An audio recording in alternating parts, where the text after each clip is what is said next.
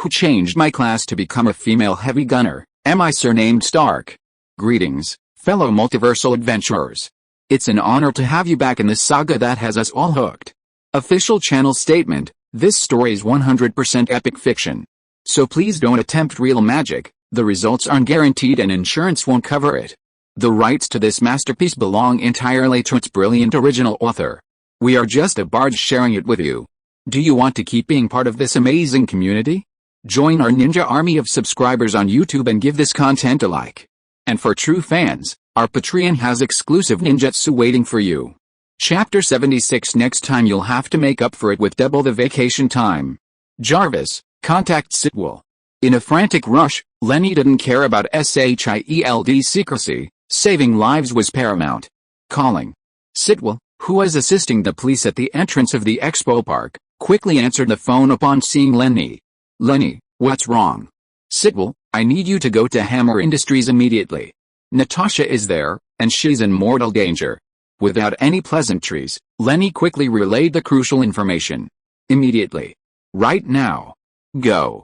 Time was of the essence. Who knew if Ivan Vanko had any backup plans at Hammer Industries? Knowing the urgency, the experienced S.H.I.E.L.D. hung up and drove straight to Hammer Industries. Although he didn't know why Natasha was there, since it was Leni, the person in charge of this operation, who gave the order, he, as a support agent, naturally had to obey. Now, he could only hope that the top agent known as the Black Widow could hold out until he arrived.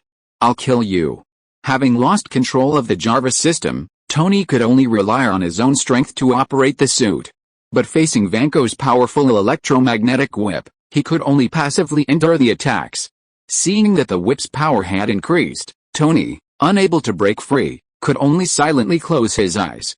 But the expected fatal blow didn't occur. Instead, Tony felt the force binding the Mark VI's neck loosen. Accompanied by a trail of flame, a javelin missile, unexpected by everyone, plummeted straight into the center of the battlefield. Boom! The violent explosion completely engulfed the whiplash armor, and the electric whip around the Mark VI's neck was released. Leni? Such a familiar attack method, Tony immediately thought of Leni. Even Ivan Vanko, who was hit directly by the javelin missile, instinctively thought it was some Stark brat who had arrived. Swallowing back the blood that rose in his throat, Vanko roared, "Stark bastard! I'll kill you!" Overwhelmed by pain and rage, Vanko straightened up and looked around. He needed to find the lurking bug in the shadows and deliver a devastating blow. "Sir, we can't penetrate the enemy's defenses." A familiar voice rang in Tony's ears, and at the same time, the armor's internal control system rebooted. The Mark VI had restarted on its own. Foot thrusters damaged, left arm flight stabilizer damaged. Glancing at the armor's data displayed by Jarvis, Tony asked bluntly, "What else is usable?" "Plasma cutting beam system normal, temperature regulation system normal." Ignoring Jarvis, Tony turned his gaze to Roddy, who was still lying on his back. The war machine's control system hadn't rebooted yet, so Tony could only roughly scan Roddy's vital signs through the Mark VI.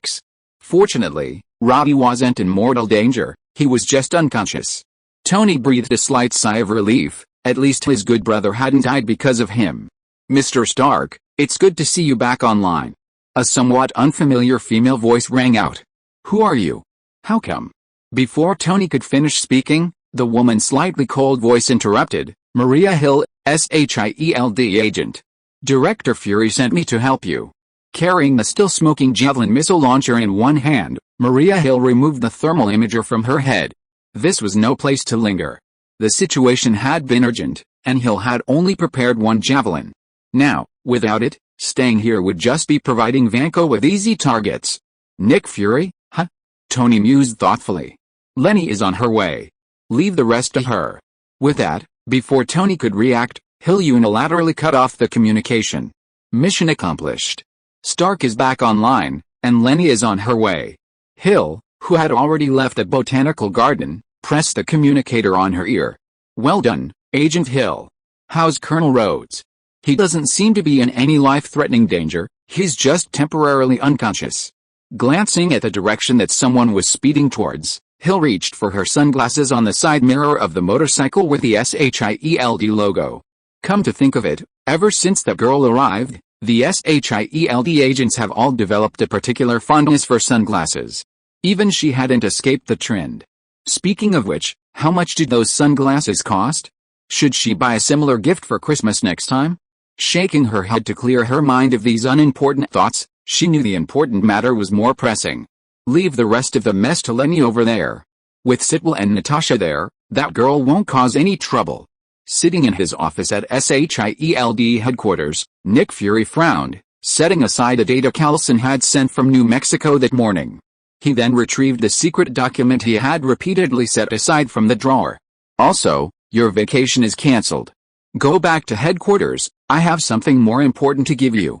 Okay, but next time you'll have to compensate me with double the vacation time. Before Fury could refuse, Hill cut off the communication and stylishly drove his motorcycle away from the expo park. Listening to the busy tone on the communicator, Nick Fury rubbed his throbbing temples. One unreliable Leni was enough to give him trouble. How come even Agent Hill was starting to disrespect him like this? Hill, when have I ever given you face? Beep identification in progress. Air Force Colonel James Rhodes, identification successful. A series of slightly mechanical voices sounded in his ears, and Roddy opened his eyes somewhat dazed. A strong throbbing pain surged through him, causing the Air Force Colonel to wince. The display system inside his helmet lit up again, and the War Machine control system was back online. Large area damage to the armor's leg and chest defense components, foot thrusters disabled, weapons system disabled. Before Roddy could even grasp the situation, Jarvis brought up the life detection system, displaying it in the center of the screen. Left shin fracture, multiple rib fractures, lung contusion, internal bleeding in the abdominal cavity, moderate concussion, calling for emergency medical services. Somewhat dazed, Roddy listened to Jarvis's voice and tried to stand up again. But Jarvis didn't let him, issuing a warning before temporarily locking control of Roddy's armor. Jarvis, unlock it. Roddy's voice was weak, the excruciating pain in his abdomen and chest made it difficult to breathe. Colonel Rhodes, your body is currently not operational, you need medical attention. Jarvis's voice carried an unyielding tone, causing Roddy to pause in surprise. You, please remain silent, Colonel Rhodes, the enemy is still nearby. Jarvis shared the Tony Armor's current perspective with the War Machine's headset, and Roddy had no choice but to remain silent. Miss Leni is on her way, estimated time 4 minutes. Jarvis then showed Roddy a holographic map of the expo, on which a blue dot marked Leni was rushing towards them. Please wait patiently, Colonel Rhodes. Miss Leni has medicine to treat your injuries. Meanwhile, the military leaked War Machine's armor data. Ivan Vanko figured out a way to counter the sonic weapon. Recalling the message Natasha left her after the communication, Leni felt a sense of foreboding. So, Ivan Vanko had actually guessed her plan all along. But how did he know about this? Nick Fury, Callison, and Natasha wouldn't risk offending her for Ivan Vanko. Tony, Roddy, and Pepper were even less likely. So who could it be? S.H.I.E.L.D, but he joined later. Leni was unsure of her guess. Was S.H.I.E.L.D going to take action against her so soon? She had just asked S.H.I.E.L.D to meet Natasha, wouldn't it mean? Chapter 77 I don't want to hear that word again. Boss, those injured people have been properly taken care of. Should we? Happy walked over to Pepper Potts, trying to persuade her to rest in the car. No need. I'll wait here. I won't leave until they come out. You go and rest. Pepper said without turning her head, her gaze still fixed on the direction of the ecological park in the park. The tablet in her hand displayed the location information of Tony and the others. By the way, give those injured people some money as compensation from Stark Industries for this incident, and also to shut them up. Happy nodded to indicate he understood. Seeing that he couldn't persuade Pepper, he turned around and gave the instructions. Where's Natalie? Suddenly remembering that someone was missing, Pepper looked around but couldn't find the beautiful figure. Huh? Wasn't she over here just now? Happy belatedly realized. Strange, she had clearly picked them both up together. How come one was missing? Pepper frowned. Today's events were sudden, something felt off. Was Natalie's appearance a coincidence, or? Just as she was pondering this, she suddenly realized that the S.H.I.E.L.D director who had just greeted her was also gone. Although it wasn't Callison this time, it was supposedly Callison's old partner, a very reliable person. What was his name again? H.I.E.L.D. That seemed to be the name, and he was bald. In her memory, the person who claimed to be the director of S.H.I.E.L.D was also bald. Even Kelson's hairline seemed to be receding more and more dangerously. Being a spy really is a grueling job? Subtly shaking off these random thoughts, Pepper glanced at the S.H.I.E.L.D team on the other side. Suddenly, she saw someone who looked like Justin Hammer. Blinking in disbelief, Pepper quickly strode towards him, confirming she hadn't mistaken him for someone else. The sudden movement startled Happy, who, following Pepper's gaze, also noticed Hammer surrounded by a group of agents. He quickly caught up with his boss. With Natalie gone, he also had to take care of her bodyguard duties. Hammer. What's with those steel soldiers? Is Ivan Vanko with you? Pepper's eyes flashed with malice as she looked at the disheveled Justin Hammer, resembling an angry lioness. Justin Hammer, being escorted to another police car, looked in the direction of the voice and saw Pepper Potts, instantly becoming enraged. Come on, don't give me that crap. I'm in this state because of your little bastard. I won't say a word to you. Before he could finish speaking, Pepper rushed forward and slapped Hammer hard across the face. Smack. The slap stunned Hammer, and even the police officers escorting him were taken aback. This ruthless demeanor perfectly embodied the name Little Pepper. I don't want to hear that word from your mouth again. He parked his Chevrolet SUV outside the Hammer Industries campus, which was now a scene of chaos, with fire trucks and police cars blocking almost all the entrances and exits. Entering the factory was impossible in this situation, unless he donned the FBI uniform. H.I.E.L.D glanced at the police cars with obvious FBI markings in the distance and abandoned the idea. He took out his signal chaff and checked it again. The last known location of the signal should be nearby. Looking around, H.I.E.L.D finally focused on the parking lot not far away. A Nissan 370Z was parked in the corner. He was certain it was Leni's car. Parking, H.I.E.L.D, his gleaming bald head, adjusted his glasses. Then, pushing open the car door, he adopted an FBI-like stance and headed straight for the 370Z's parking lot. Since it was some distance from the factory gate, there weren't many police officers around. He easily crossed the parking lot fence and arrived behind the 370Z. After carefully examining the license plate and details, confirming it was indeed Leni's car, he slowly approached. S.H.I.E.L.D reached into his coat pocket and gripped the Glock pistol inside his suit jacket, secretly aiming the muzzle at the passenger window. He slowly moved around the right side of the 370Z until he could see inside through the passenger window, and S.H.I.E.L.D's heart leaped into his throat. A futuristic-looking electromagnetic weapon lay on the passenger seat. S.H.I.E.L.D had never seen anything like it before, but he was certain it wasn't some child's plastic toy. The solid texture and the plasma glow swirling around the gun indicated its extraordinary nature. Did Leni give this to me? Although not entirely sure, S.H.I.E.L.D was about 80% certain it belonged to Leni. Without opening the door, S.H.I.E.L.D continued slowly forward until he saw Natasha unconscious in the driver's seat through the windshield. Finally, his heart relaxed. After a cursory check of the area around the car to confirm there were no bombs or booby traps, S.H.I.E.L.D walked to the driver's side and knocked on the window. The person inside didn't respond, remaining motionless in a drowsy state. If it weren't for the slight rise and fall of her chest, S.H.I.E.L.D would have almost thought the beautiful agent was dead.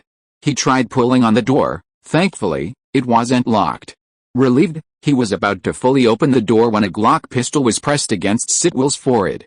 Hey! Don't be impulsive. It's one of us. S.H.I.E.L.D quickly raised his hands to indicate he was not a threat. If this woman accidentally pulled the trigger, his life would be for nothing. It's well known that the Glock's safety mechanism is notorious. There are no external safety mechanisms on the entire gun, only a trigger safety mounted in the center of the trigger. All internal safety mechanisms are only disengaged when the shooter's finger pulls the trigger. And once the finger leaves the trigger, the pistol immediately engages the safe position. This design allows shooters in emergency situations to draw and fire their weapons quickly, completely eliminating the need to disengage the safety before firing. This is why most police departments worldwide choose Glock pistols. Don't be impulsive, it's me, S.H.I.E.L.D.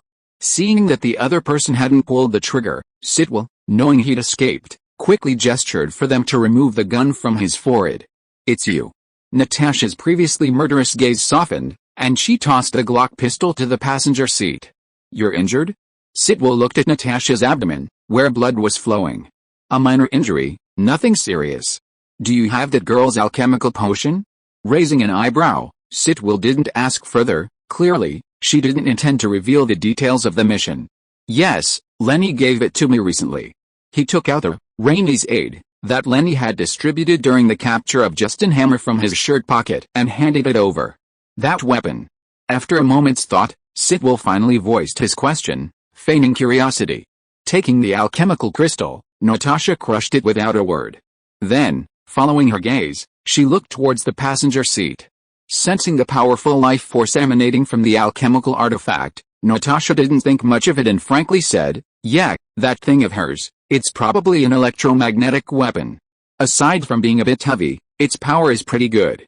"I see, that's amazing," S.H.I.E.L.D exclaimed, a barely perceptible glint in his eyes. Once she had recovered somewhat, Natasha changed the subject, placing the electromagnetic weapon behind the driver's seat. "By the way, how's Stark doing?" S.H.I.E.L.D noticed her actions but made no comment. "I don't know. Leni told me you were in danger here, so she sent me to help you. But it looks like you've already taken care of it." Recalling what she'd discovered in the Hammer Industries control room, Natasha's pupils constricted, and she quickly pulled on her seatbelt and started the car. "Oh no. Stark and the others are in danger. Leni's plan has been exposed.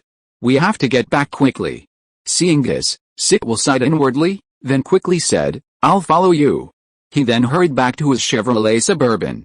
Chapter 78 Author's Note: Seeking monthly votes. Seeking recommendations. Seeking first-day subscriptions. As the title suggests, Orange's book is finally going to be available. As usual, Orange will share some thoughts on my experiences over this period. First and foremost, after the book goes live, Orange will adjust the word count per chapter from 2,500 plus to 2,000 plus, and the daily update frequency will increase from 2 to 3 times a day. While this might seem like a reduction in the length of individual chapters, the actual daily update volume has increased from 5,000 to 6,000. This adjustment is due to Orange's limited writing ability. I have difficulty controlling the length of the text, and writing very long content is quite challenging. Therefore, I ask for your understanding and support.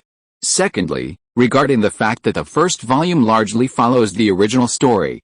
Again, due to Orange's limited writing ability, I wasn't confident enough to start with original content. I had to choose this somewhat laborious method, gradually improving my writing skills and laying the groundwork step by step. Therefore, the first volume essentially shows Leni following the original story, with only a few independent stories. Orange is also working hard on this, and I believe you can see from the recent updates that Orange is trying to expand the story with content that doesn't affect the main plot. To be honest, many excellent ideas and thoughts are simply impossible to recreate due to Orange's limited writing skills. Orange apologizes for that. Now, regarding the future direction of Leni's story, Orange can assure you that there will be something big coming. Starting from Volume 2, Leni's system will be a profession inheritance system. Of course, besides that, some readers have already discovered a little Easter egg Orange hid in the character information. That's right. She will appear as an important character in Volume 2, so stay tuned. Finally, thank you to Fagwangin and all the other friends who gave Orange valuable feedback. It is your valuable advice that helped Orange write this book well, and it is you who helped Orange present Leni's story to everyone in a better way. Orange sincerely thanks you. Thank you all. Please subscribe. Please vote. Please recommend. Orange thanks all the readers here. Whether Orange can have enough to eat depends entirely on everyone. Please. Chapter 79 I'm waiting to recharge. While you're waiting to die, please subscribe. Miss Leni, Mr. Stark and Colonel Rhodes's armor systems have been successfully rebooted. Hearing Jarvis's voice through her earpiece, Leni temporarily put aside her chaotic thoughts. The most important thing now was to deal with Ivanenko, that Russian. Everything else could wait. What's their situation now? Having been offline for so long, Leni had no idea what was going on inside the eco-park. If she recklessly rushed in, she might be able to take down Venko, but if not, she'd just be throwing her life away. Mr. Stark's armor is 36% damaged, but he is not under threat. Hearing this, Leni breathed a slight sigh of relief.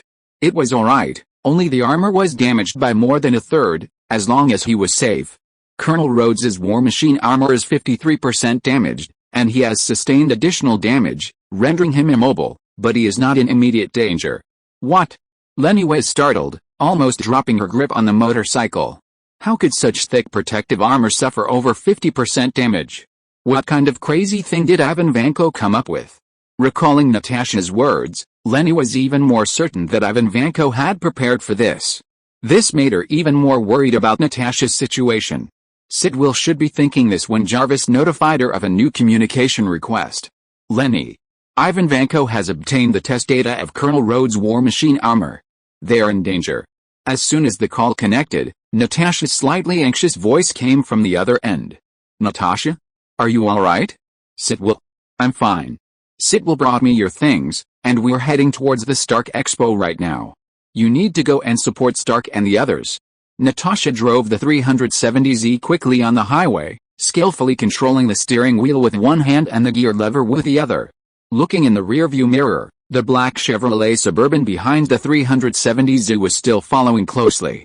Leni hesitated for a moment, but still didn't voice her doubts. Was she really overthinking things? After hanging up, the eco park deep within the expo grounds came into Leni's view. The APG-63 radar system quickly scanned the entire building, and the information it returned shocked her. Was that Roddy lying on the ground? And who is that person rolling around on the ground? Could it be Tony? They really weren't even able to put up a fight. What kind of crazy thing had Ivan Vanko come up with? From a distance, Leni dismounted her motorcycle, stored it in the void, and stealthily approached the park. Now, Leni only had two options. One was to destroy the energy core of Ivan Vanko's armor using a sniper shot, just like she had done with Obadiah's Ironmonger. The other was to gamble with the divine blessing potion, approach the battlefield within 30 seconds, and then hand over the crystal fragment Tony had left in her warehouse, gambling on a plasma ray weapon. The former, as Leni had observed on her way here, was that there were no taller buildings nearby than the botanical garden. Unless she turned around and headed straight out of the park to find a tall building to snipe from, Tony and his companion would be completely wasted by then. Moreover, the botanical garden was densely vegetated, and no one could be sure that the buildings outside would offer the best sniping angles and views. Given this, Leni only had the second option left, to use the 30 seconds created by the potion to provide support.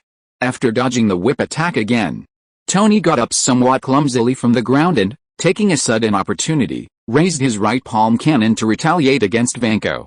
In order to keep the battlefield away from the immobile Roddy, Tony had been pulling him along. Now, he was somewhat out of ammunition.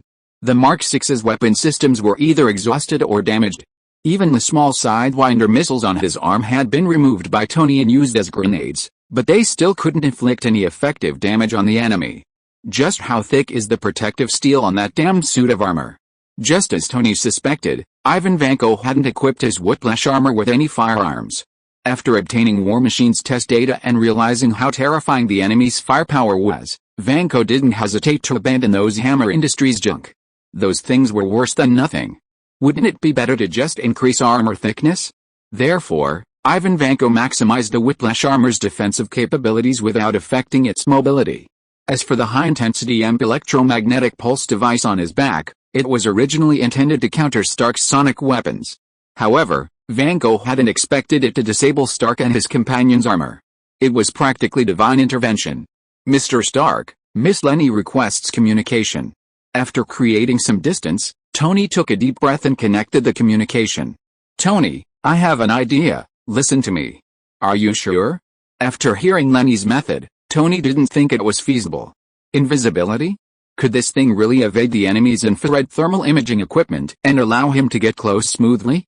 Tony knew very well that once the enemy discovered him, Vank would definitely not let Leni get away with it. Trust me, we'll send this guy to his grave today. Leni's tone was certain, but she didn't notice the system's notification about the item usage cooldown limit. Without saying much, since she was going to do it, Tony had no choice but to go along with the girl. What else could he do at this point?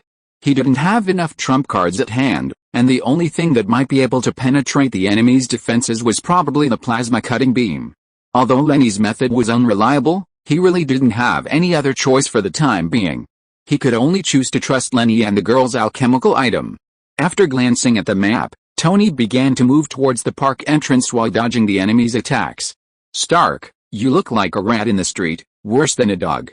Vanko, watching Stark's actions, continued his cat-and-mouse game without a care. Run, let's see where you can run. If you dare leave here, I'll kill this Colonel Rhodes. As he spoke, Ivan Vanko glanced at the charging progress displayed on his helmet. Since EMP, electromagnetic pulse, worked on these two, what's wrong with using it again? Stark, you think your way of stalling for time is so clever? Do you really think that little bastard can save you? I'm waiting to charge, while you're waiting to die, requesting first subscription. Requesting monthly tickets. Requesting recommendations. This is really important to Orange. Chapter 80, Female Gunner Leni reports. Although unable to move, Roddy, constantly monitoring the situation, was filled with both anger and regret. How could he have failed to dodge the attack? He'd been hot mid-air, and it was his crucial foot thrusters that had been struck. Jarvis, release the restraints. I can still do it. Please don't push yourself, Colonel Rhodes. Miss Leni is on her way. Jarvis's voice remained harsh and brooked no refusal. Roddy helplessly turned his head, shifting his gaze back to Tony. Due to Tony's pulling, Ivan, wielding the electric whip, had his back exposed. Noticing the conspicuous arc-shaped device on Ivan's back, Roddy's eyes narrowed.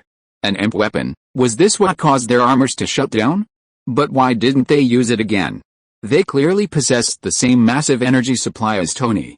Did they not want to use it, or were they unable to?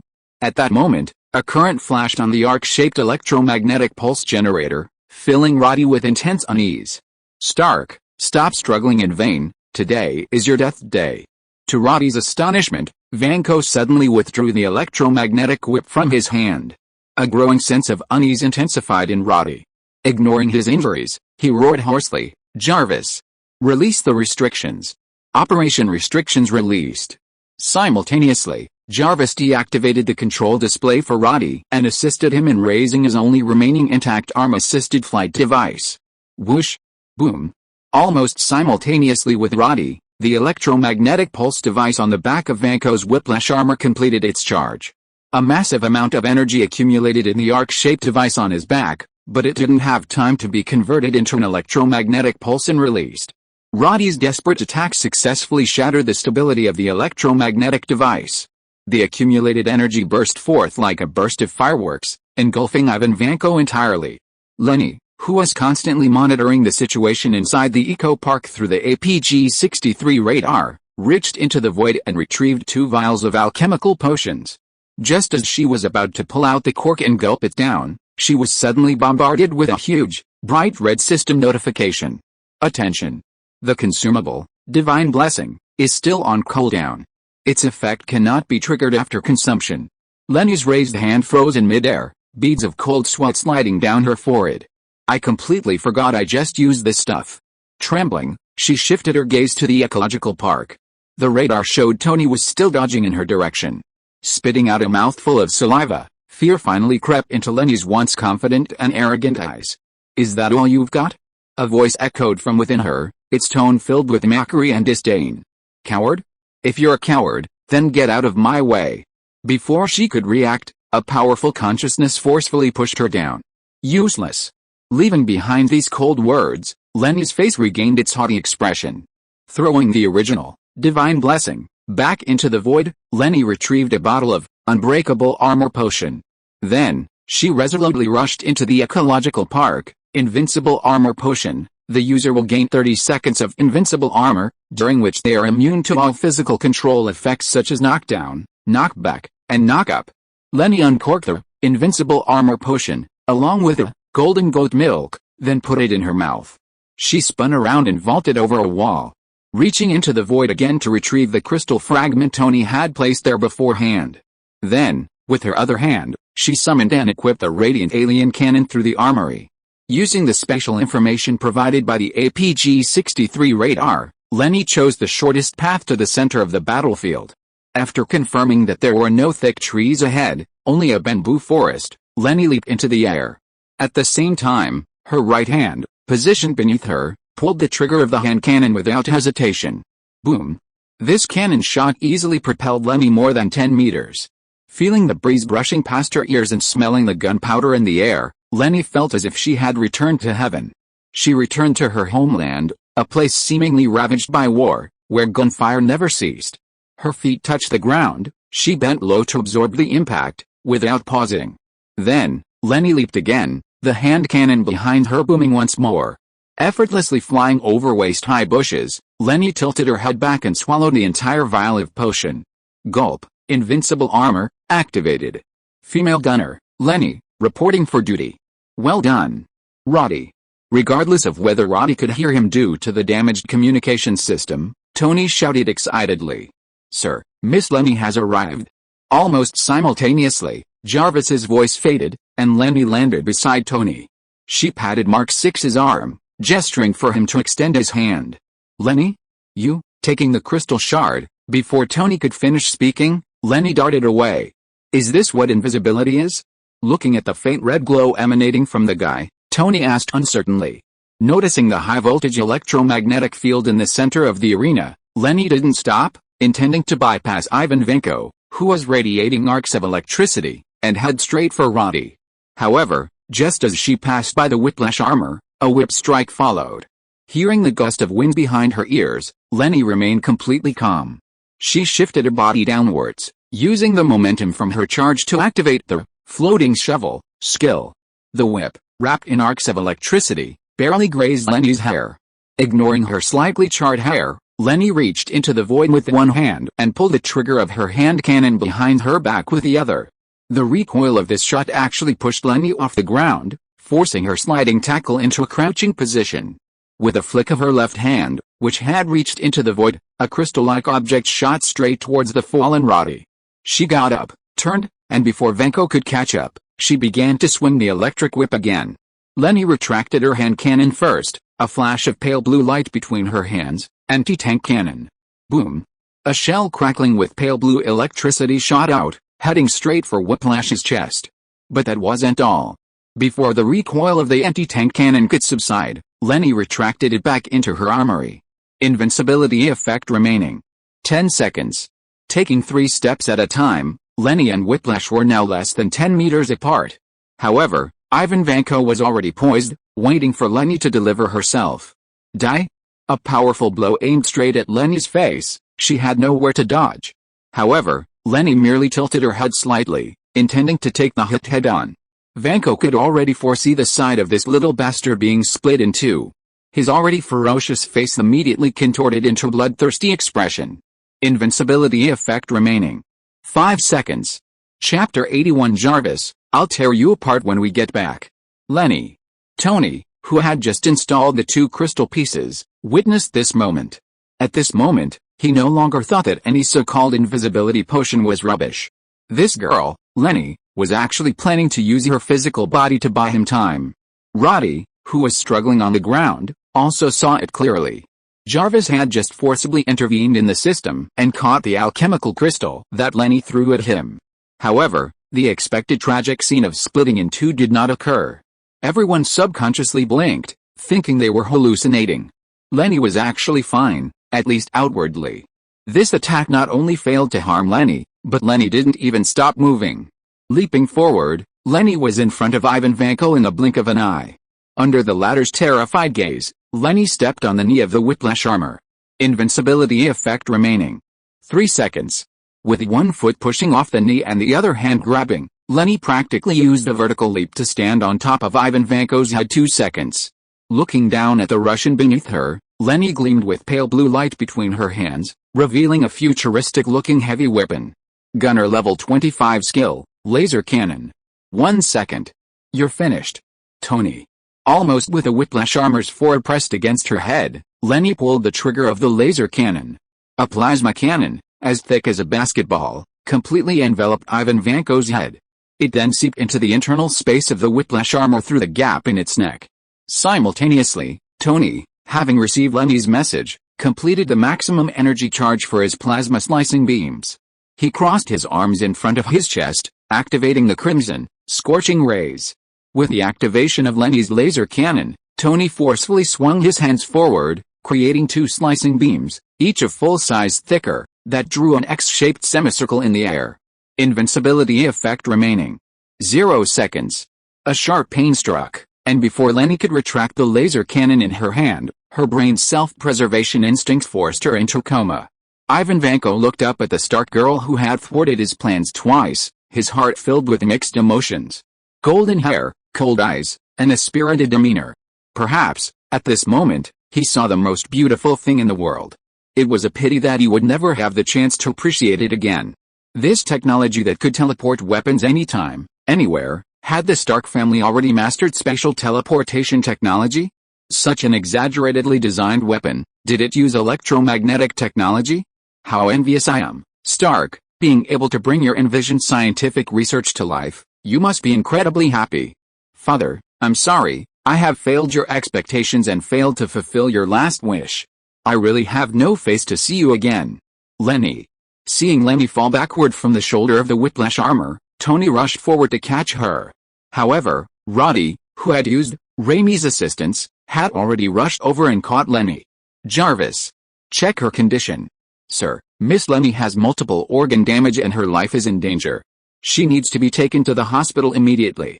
Cursing under his breath, Tony quickly told Roddy to take Leni away immediately. However, a voice suddenly coming from the communicator made Tony and Roddy stop. Jarvis, tell Tony for me that I have a bottle of heavenly potion in my jacket pocket. It can save my life. Sir, this is a message Miss Leni asked me to send you a few minutes ago. Startled, Tony resisted the urge to tear Jarvis apart and quickly reached into Leni's jacket pocket. Sure enough, a bottle of red heart-shaped potion appeared in their sight. Without hesitation, Tony pulled out the stopper, opened Leni's mouth, and poured it down her throat. Wait? Like this? Roddy was about to stop her, thinking that an unconscious person couldn't be force-fed anything. This wouldn't save her, but would only harm her. However, things didn't turn out as Roddy feared. An alchemical potion bestowed with the name of heaven was naturally no ordinary substance. The mysterious red liquid in the heart-shaped bottle transformed into a surge of life energy the moment it entered Leni's mouth, filling her body. Taking a deep breath, Leni miraculously awoke, followed by violent coughing and spitting blood. Cough, cough, cough. Damn it, put me down, cough. Struggling to get down from War Machine's arms, Leni immediately knelt on the ground, coughing up blood repeatedly. What's wrong with you? Did that stuff not work? Roddy was completely bewildered. Was this a good thing or a bad thing? Cough, it's nothing, I'm perfectly fine. It's just a cough from the blood and bits of flesh in my chest. Hearing this, Roddy patted Leni's back and turned to look at Whiplash, which had been sliced into pieces by the plasma cutting beam. You think, those guys in Congress are probably going to sue you again. Hell, let them say what they want. You'll handle them then. Roddy frowned, sensing something was wrong. Wait, that's not what we agreed on, you guys weren't. Tony waved his hand dismissively, dealing with the military and Congress was the same thing. Oh, it's all the same. Beep. Beep. Tony stopped mid-sentence, as did Leni, who had just been coughing. The three exchanged a glance, while seeing surprise and fear in each other's eyes. Run. Without hesitation, Leni scrambled to her feet and ran back the way she came. Tony and Roddy reacted a little slower, until all the surrounding remains of the Iron Soldiers emitted terrifying warning sounds. Beep. Beep. Beep. New Mexico, S.H.I.E.L.D. temporary camp. Is this hammer really as amazing as they say? Clint looked curiously at the mysterious object surrounded by numerous researchers. What, want to try it? Carlson, holding a tablet in one hand, tried to find some useful information about the hammer from the Norse mythology data sent by Agent Hill. Noticing that another researcher had tried but still couldn't lift the hammer, a slightly embarrassed expression appeared on his face. Clint shook his head, indicating his refusal. No, I can't afford to lose face. Hearing this, Carlson smiled, unconcerned about the Hawkeye agent's little scheme. Speaking of which, has everything settled with Leni? Clint thought for a moment, then said thoughtfully, it should be over. Natasha just sent a message that Justin Hammer has been arrested. After a moment of contemplation, Carlson, as if having made up his mind, slowly said, I have a feeling this mission is going to be very difficult. If you are listening to this novel on a channel other than Fanfic World, it means it was downloaded and re-uploaded without effort. We warmly invite you to visit our channel, Fanfic World. There you will find the original version of this story and many other novels of various genres. We look forward to seeing you dive into a world of incredible novels.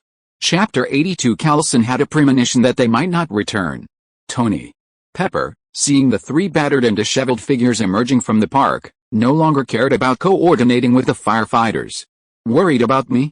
No longer concerned about his own safety, Tony's arrogant expression returned.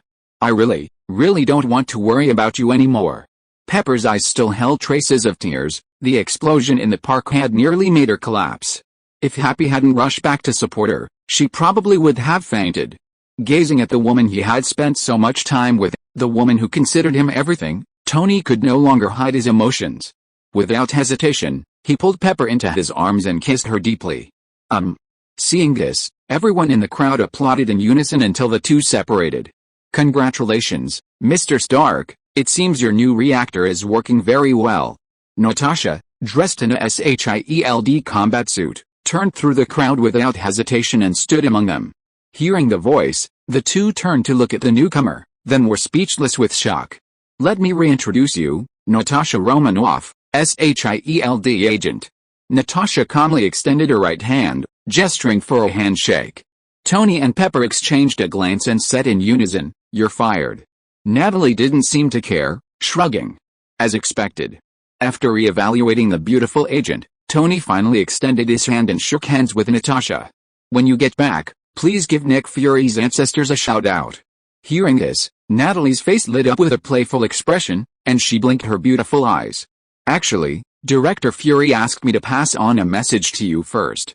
Tony's expression stiffened. He guessed it wouldn't be anything good. However, given that everyone around was from S.H.I.E.L.D., he had to give them that courtesy. "Ahem. I'm all ears."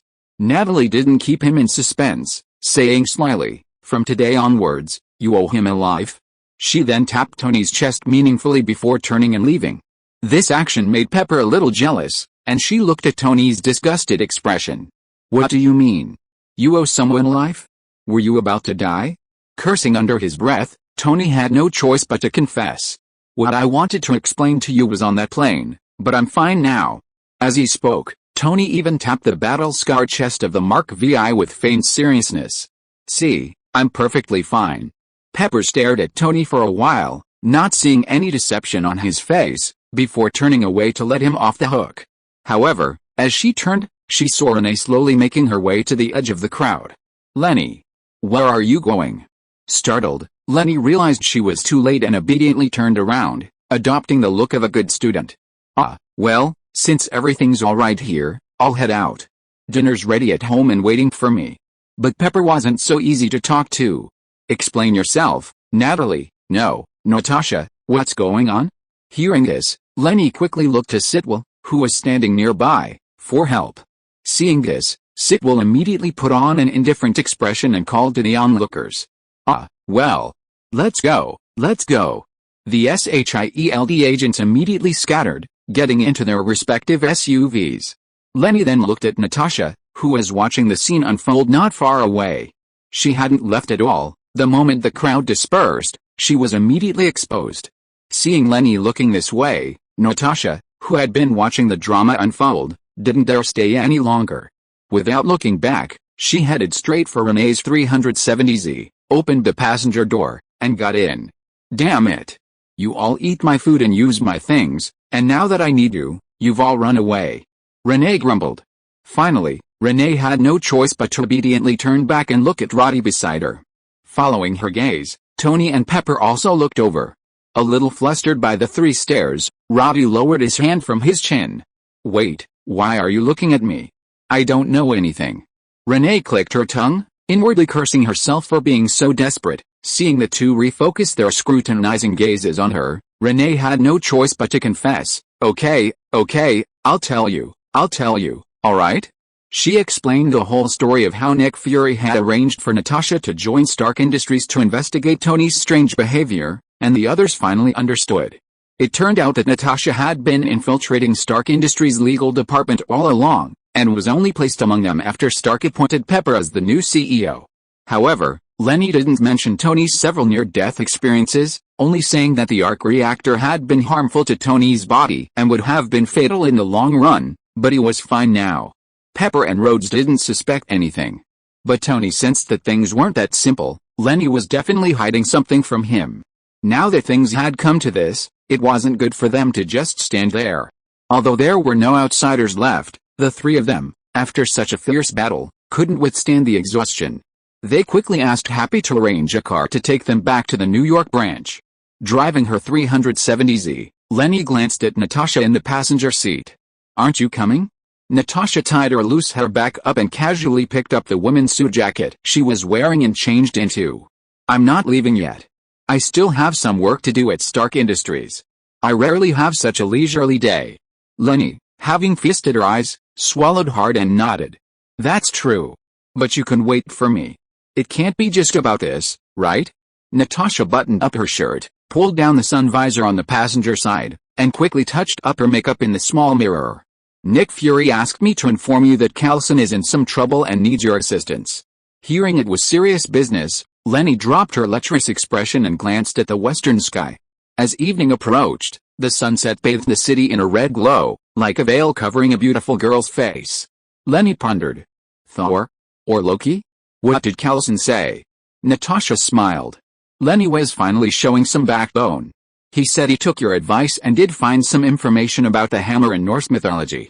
But there's not much valuable information, and he hopes you can go there as soon as possible. Besides..." Leni glanced at Natasha, who seemed hesitant to speak. "Besides what?" Natasha put down the bottle she was holding and looked seriously at Leni, who was driving the 370Z beside her. "Carlson has a feeling that this time they might not come back." Chapter 83. I said it couldn't be him. "Are you hiding something from me?" Tony slowly put down his glass, staring at Leni sitting across from him. Roddy, sitting beside him, didn't speak, but also put down his brandy. Leni glanced towards the office. Natasha was probably busy with Pepper dealing with the aftermath of the incident. She then turned to Roddy and said softly, "I think someone deliberately leaked the plan to Ivan Vanko this time." Seeing both of them looking at him, Roddy quickly said, "It wasn't me. I'm the one who got screwed over the most." Leni shook her head. "I wasn't talking about you." When Natasha infiltrated Hammer Industries, she found Ivan Vanko's hideout. There, she discovered that Ivan Vanko had obtained the military's test data on the war machines, including weapon performance, armor strength, flight data, and a series of other classified information. With Justin Hammer around, I don't think the military will keep your secrets. Leni looked at Tony, then took out an arc reactor from thin air. "This is the arc reactor I salvaged from the Iron Soldier. Take a look." Tony's eyes narrowed, and he was about to speak when Leni interrupted him. "Don't worry, this thing won't explode." "Are you sure?" Roddy was still a little uneasy, having been through a bit of PTSD from the explosion. Leni didn't respond, continuing, "I've examined this thing. It clearly references Tony's design. Increasing the rotation speed is only one aspect.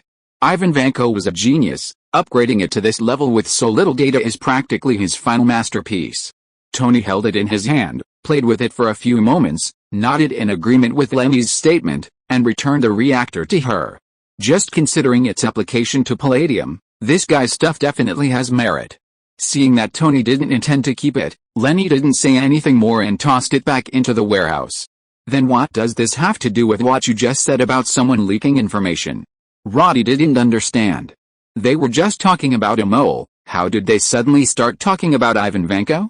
Tony and Leni exchanged a glance, both seeing the I knew it look in each other's eyes. "I told you, it couldn't be him." "Actually, I think so too." Seeing Roddy's slight embarrassment and anger, Leni slowly revealed her suspicions. "Whether it's the test data at the war machine or the classified information on the sonic weapon, these can all be found in the military's database. Even without a leak, with Ivan Vanko's hacking skills, hacking into the military's database wouldn't be difficult at all." Leni took a sip of her martini, giving the two of them and Roddy time to digest this information. Then she continued, "But our plans against Hammer Industries and against Ivan Vanko aren't in the military's database. So how did Ivan Vanko know we would set a trap for him?"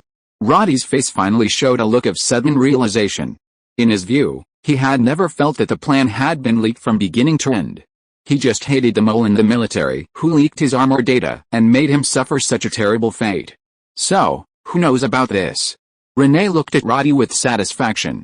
"Not bad, after waiting so long, this straight man finally hit the mark. First, the people who devised the plan are me, Tony, and Pepper." Renee held out her free hand, pointing to herself, then to Tony sitting opposite her, and then to the wall of the lounge, in the next office where Pepper was. "The three of us are the least likely to leak information. It wouldn't benefit us in any way." Tony picked up his glass again, continuing from where Leni left off. "Then the executors of the plan are you, Coulson, and Natasha. Roddy, finally understanding their line of thought, quickly added, "I'm the unluckiest one in the whole plan. I had absolutely no reason to do this. And wasn't it agreed that you, Tony, would be the bait to lure the snake out? How come I feel like I've become the bait?" Tony didn't dare look into his good friend's piercing eyes, took a sip of his drink, and continued, forcing himself to remain calm. "Coulson's understanding of the plan is second only to yours, but he has no reason to offend me, or rather, to offend me and Leni, so he can be ruled out." Roddy didn't understand and turned to Leni, hoping for an explanation. "It's complicated, but simply put, S.H.I.E.L.D needs Tony and me, and offending us wouldn't be worth it." Leni didn't tell Rhoda about the Avengers plan, but instead produced a crystal from thin air, implying that S.H.I.E.L.D needed it. Rhoda was still ultimately under the command of the U.S. Air Force, and although he was loyal to Tony, it was best not to tell him about the Avengers for now. Looking thoughtfully at the alchemical crystal, Rhoda understood. Having personally experienced its wonders, he understood S.H.I.E.L.D's thirst for such alchemical items. Similarly, Natasha doesn't need it either. Although her infiltration of Stark Industries wasn't ideal, her real purpose was to investigate the reasons for Tony's recent self-destructive behavior. If something happened to Tony, it would not only affect her mission but also our trust in S.H.I.E.L.D. This left Rhoda somewhat confused, but looking at Tony's expression, he seemed to agree. "So where did things go wrong? The three of us are fine, the three of them are fine, so who else could it be?" Roddy trailed off, stopping mid-sentence as he thought of someone. Leni and Tony stared at Roddy, gesturing for him to continue. "That bald guy? What's his name again? Sitwell. But isn't he also with S.H.I.E.L.D? The two remained silent, neither confirming nor denying, simply savoring the martini Leni had prepared. Maria Hill gazed at the director across the desk for a long time, hoping he would reconsider. This plan had already caused enough trouble. If this were to escalate further, that's not something you need to consider. We have no choice in the matter now. Nick Fury stared directly at his trusted lieutenant with his remaining eye, his gaze unwavering. "Since you insist, I have nothing more to say. I'll go arrange it." Agent Hill finally picked up the folder from her desk and slowly left Director Fury's office. Watching the office door slowly close, Nick Fury's gaze deepened. "Lynn Stark has another hammer now? This damn Earth is really something." Chapter 84 I Am Thor. Let's leave it at that for now. "Keep an eye on things, you never know," Renee said, downing her martini in one gulp, signaling the two to keep what had just happened to themselves. Tony raised an eyebrow, non-committal. However, he wasn't really keen on letting that person off so easily. For Renee's sake, Tony could temporarily refrain from pursuing the matter. Roddy also remained silent. He knew that of the three, he was actually the one with the least say. Whether it was the war machine's weapon data or being a burden to Tony during the operation, he had ultimately failed to fulfill his promise to the two. Turning to look at the two battle-worn Iron Man suits standing not far away, Roddy said somewhat apologetically, "Why don't you take the suits back? I might not be suited for this." Before he could finish speaking, Tony nudged him with his elbow, interrupting, "What nonsense are you talking about? If you hadn't interrupted that guy's amp release at the crucial moment, I probably would have been in trouble too." Looking at his friend's sincere eyes, and then at Leni's encouraging expression beside him, Roddy wiped the shame off his face. "So, you owe me one?" Tony's lips twitched. He glanced back at Renee and changed the subject. "Renee, what were you saying?" Renee, seeing Tony frantically trying to signal her, couldn't help but chuckle. "I said, Coulson's got a bit of a problem, and they need my help. I'm going to New Mexico tomorrow." "Huh? You're leaving tomorrow? So soon? Should I have Happy drive you?"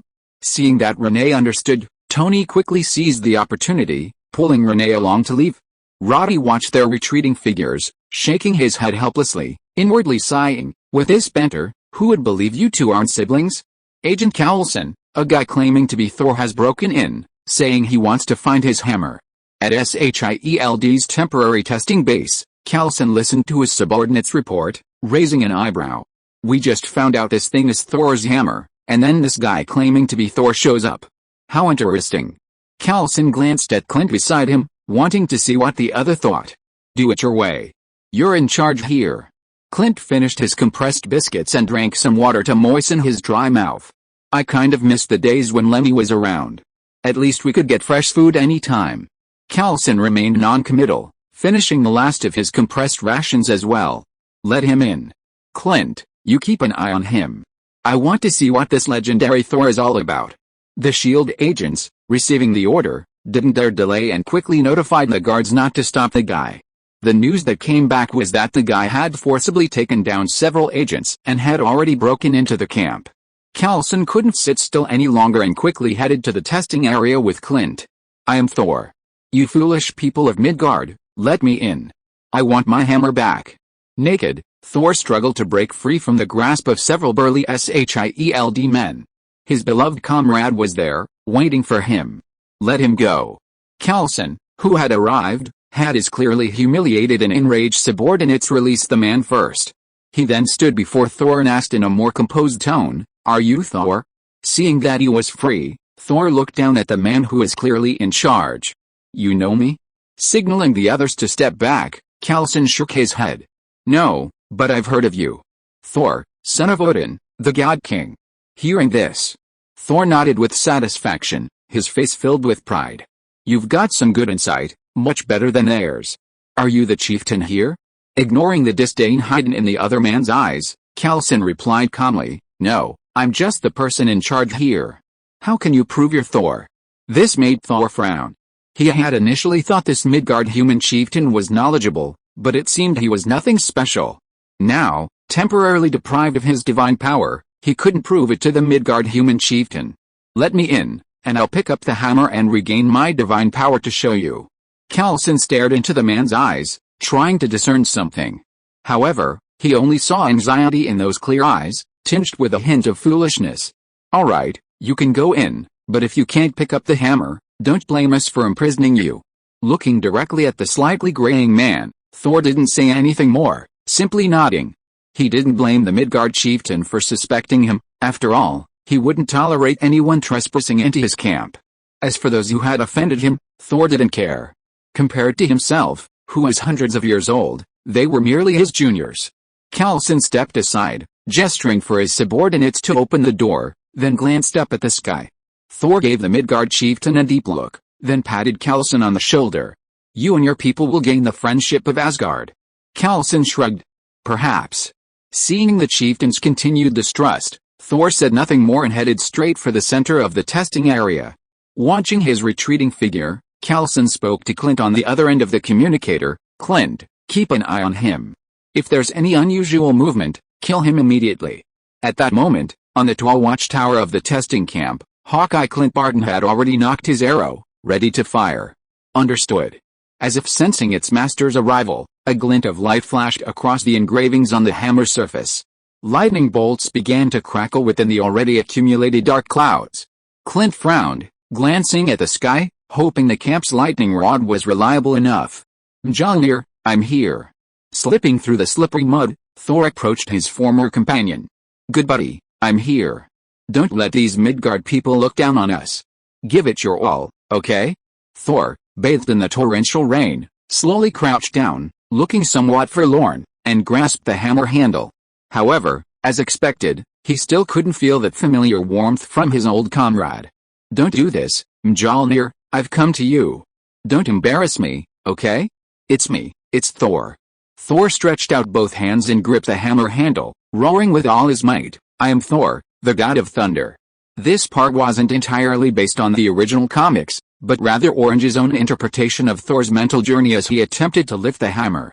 Also, due to some changes to the timeline, the S.H.I.E.L.D. temporary camp here is no longer the makeshift tents made of plastic sheeting and scaffolding seen in the movie, but a relatively complete testing base consisting of simple houses and glass walls. As for why, even though it's a testing base, the hammer still doesn't have a roof, Orange can only say, respect for the original comics. Chapter 85. It's nice to meet you, Hammer of Principles. The next morning, after saying goodbye to Pepper and the others, Leni boarded the transport plane specially arranged for her by S.H.I.E.L.D. It flew directly to the temporary testing base in New Mexico. Sitting on the plane, Leni, who had changed into her S.H.I.E.L.D. combat suit beforehand, reviewed video materials on her tablet. In the video, a metal hammer, angled and stuck in the desert, stood out conspicuously. The runes carved on the hammer head and the straps made of some kind of leather clearly indicated that this hammer was crafted by a skilled artisan. It was definitely not some simple, extraterrestrial object. Leni knew very well that this thing was actually forged by dwarven craftsmen using Euro metal combined with the core of a decaying star. Its mass was extraordinary. Only those it approved of could lift it, otherwise, even the Hulk would be subdued beneath it. By the way, it also had a nice name, Mjolnir. Because its pronunciation resembled a cat's meow, many people in her previous life jokingly called it Meow Meow Hammer. Nowadays, this hammer has been touted by locals as a magical artifact, akin to the sword in the stone. Only those who can lift it are worthy to become the new leader of America, the spiritual leader of the American people, and lead America to conquer the world. While this isn't entirely wrong in a certain sense, it's laughable that Thor's hammer is a divine weapon from Norse mythology. Even after Asgard was destroyed and the Valkyries established New Asgard, that was in Norway. Let's just say it's a country whose history textbook is only a few pages long, with a history spanning less than 250 years. Why are you making this British reference? Clearing her mind of these random thoughts, Leni turned off the tablet. She didn't continue watching the various experimental videos conducted on her by the S.H.I.E.L.D researchers. What was the point? They didn't know as much as she did.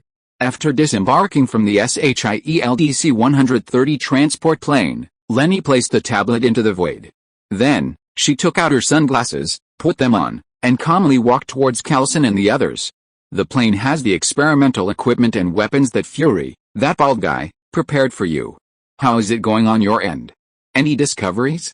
Coulson and Clint, both wearing sunglasses, exchanged a glance, then Clint whispered, "You lost $10, Cheng Wei." Coulson didn't seem to care, taking out a Hamilton bill from his pocket and handing it over. "You're right, that hammer is definitely not ordinary," and Leni, unconcerned about their obvious bet on her, strode towards the other temporary camp. "And something strange happened last night?" Hearing this, a knowing look flashed across Coulson's face, and he followed Leni without flinching. "Yes, last night a man claiming to be Thor broke into the temporary camp, trying to lift the hammer." Clint, on the other side, didn't see anything wrong with it. He assumed the department had notified Leni beforehand. And he couldn't lift it, right? Where is he now? He's still in the camp, but someone just came to pick him up, and would have subdued him. Leni wasn't surprised. She assumed it was Jane Foster and Dr. Eric Sullivan. "I'd like to see that guy later, is that all right?" Coulson, following behind, was eager for Leni to provide more useful information and didn't mind her involvement. "Of course, he's in the isolation room in the camp." Leni nodded non-committally. But compared to the now powerless Thor, she was more interested in the Mjolnir. No rush, let's go see that hammer first." Coulson nodded without objection, quickly leading Leni straight to the center of the experimental area where the hammer was located. Passing through layers of guarded experimental camps, the three of them, after many twists and turns, finally arrived at the center of the experimental area, separated by 8 glass walls. On the barren, uncovered land stood the magical hammer that no one could lift. After a night of seepage and the scorching sun of the day, the once moist soil in the center of the test area became dry again. If it weren't for the lingering marks of rainwater on the ground, no one would believe that a place that hadn't seen rain for months could have experienced such a torrential downpour the previous night. Leni crouched down, her gaze gently fixed on Thor's hammer in the center of the arena. "Mjolnir, hello, I'm Leni." Out of politeness, Leni greeted her acquaintance. The reason she made this seemingly inexplicable gesture to the two behind her was because Leni knew perfectly well that this hammer truly possessed self-awareness. There was a scene in the movie Thor, Love and Thunder where a drunken Thor demanded of Mjolnir, "I want you to promise me you'll protect her forever." Her in that context could only refer to Jane Foster, his lover at the time. Similarly, this was the fundamental reason why Jane was later able to wield the hammer and transform into the female Thor. "Are you talking to it?" Clint found it somewhat amusing.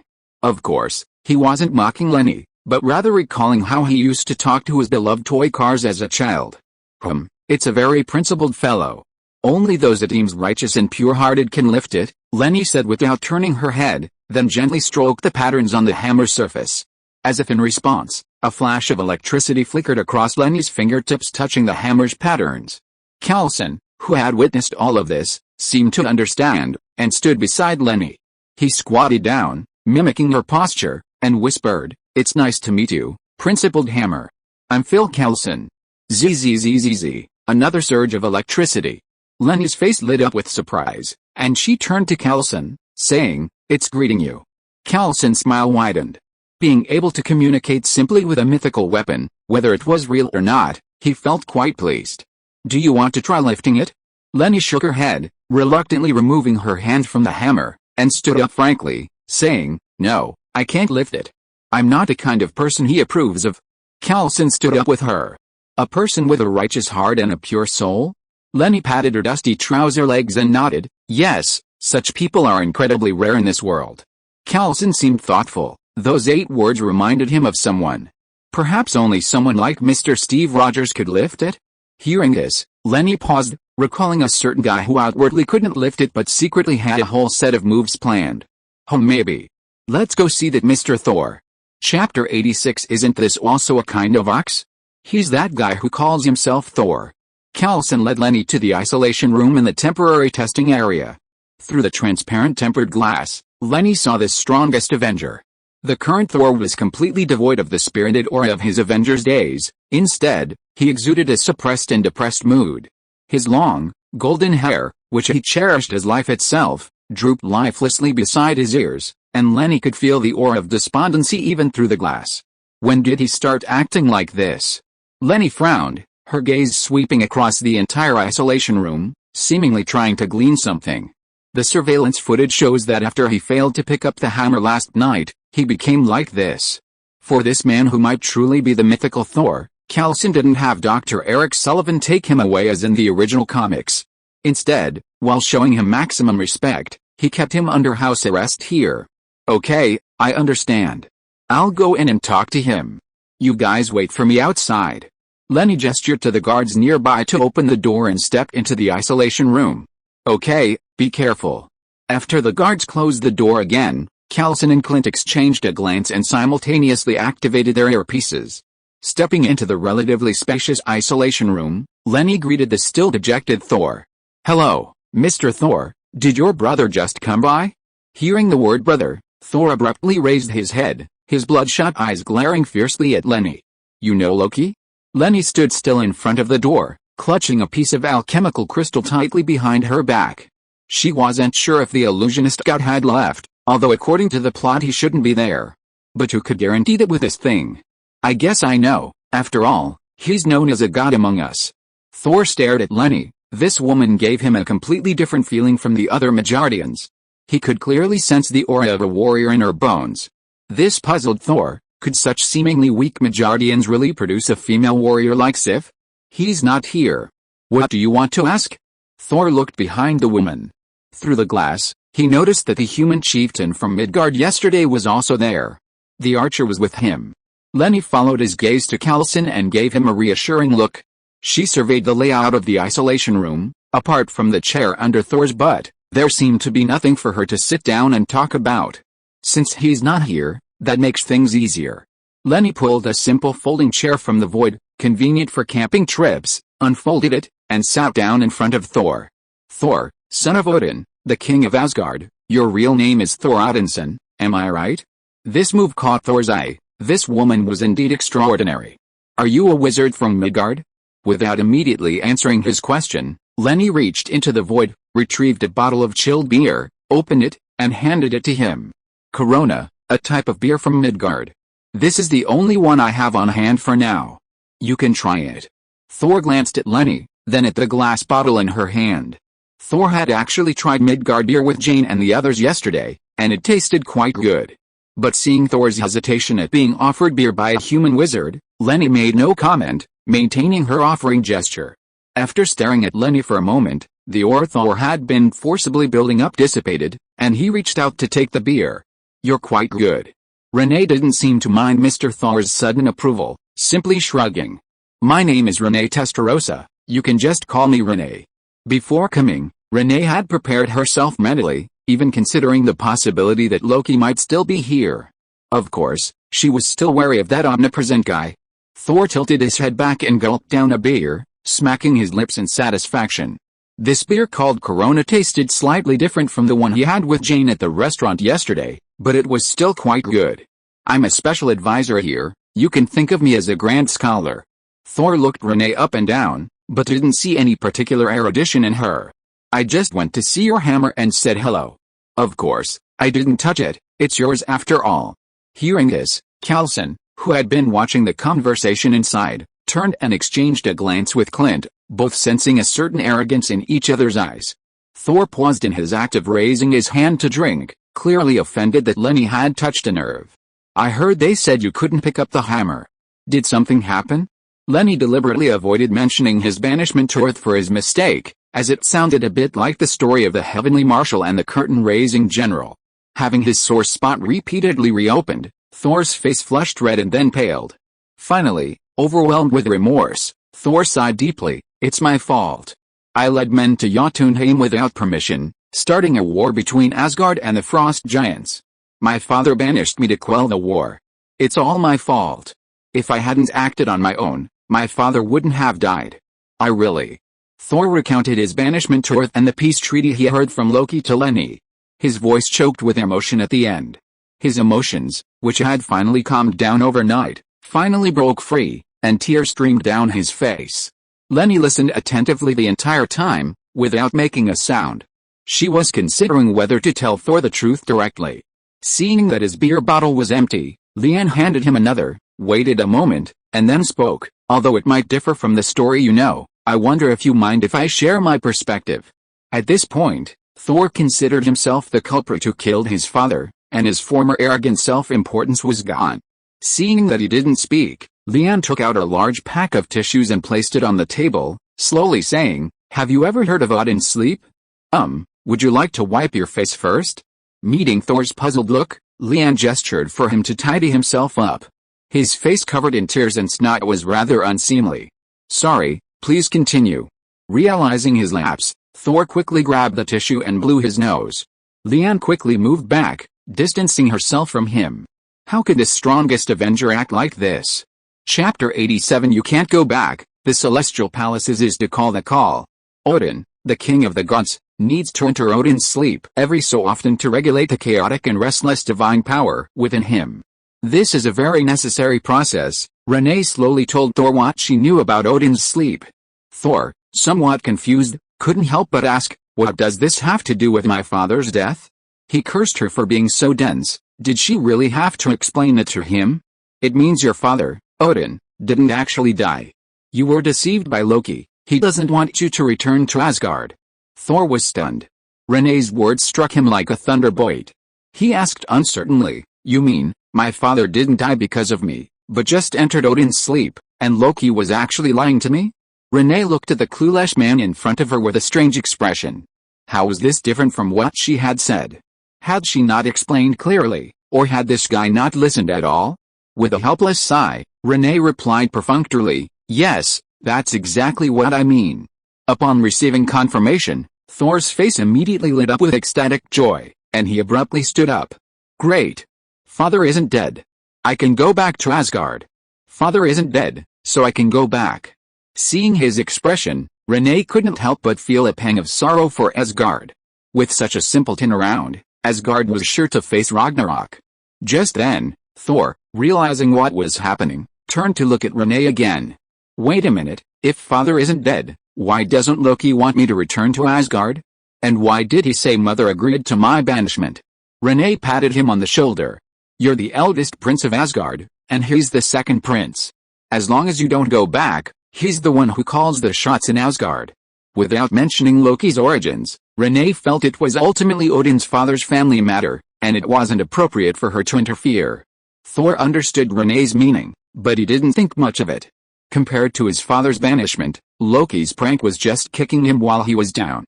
"Since you know so much about Asgard, you must have a way to help me return?"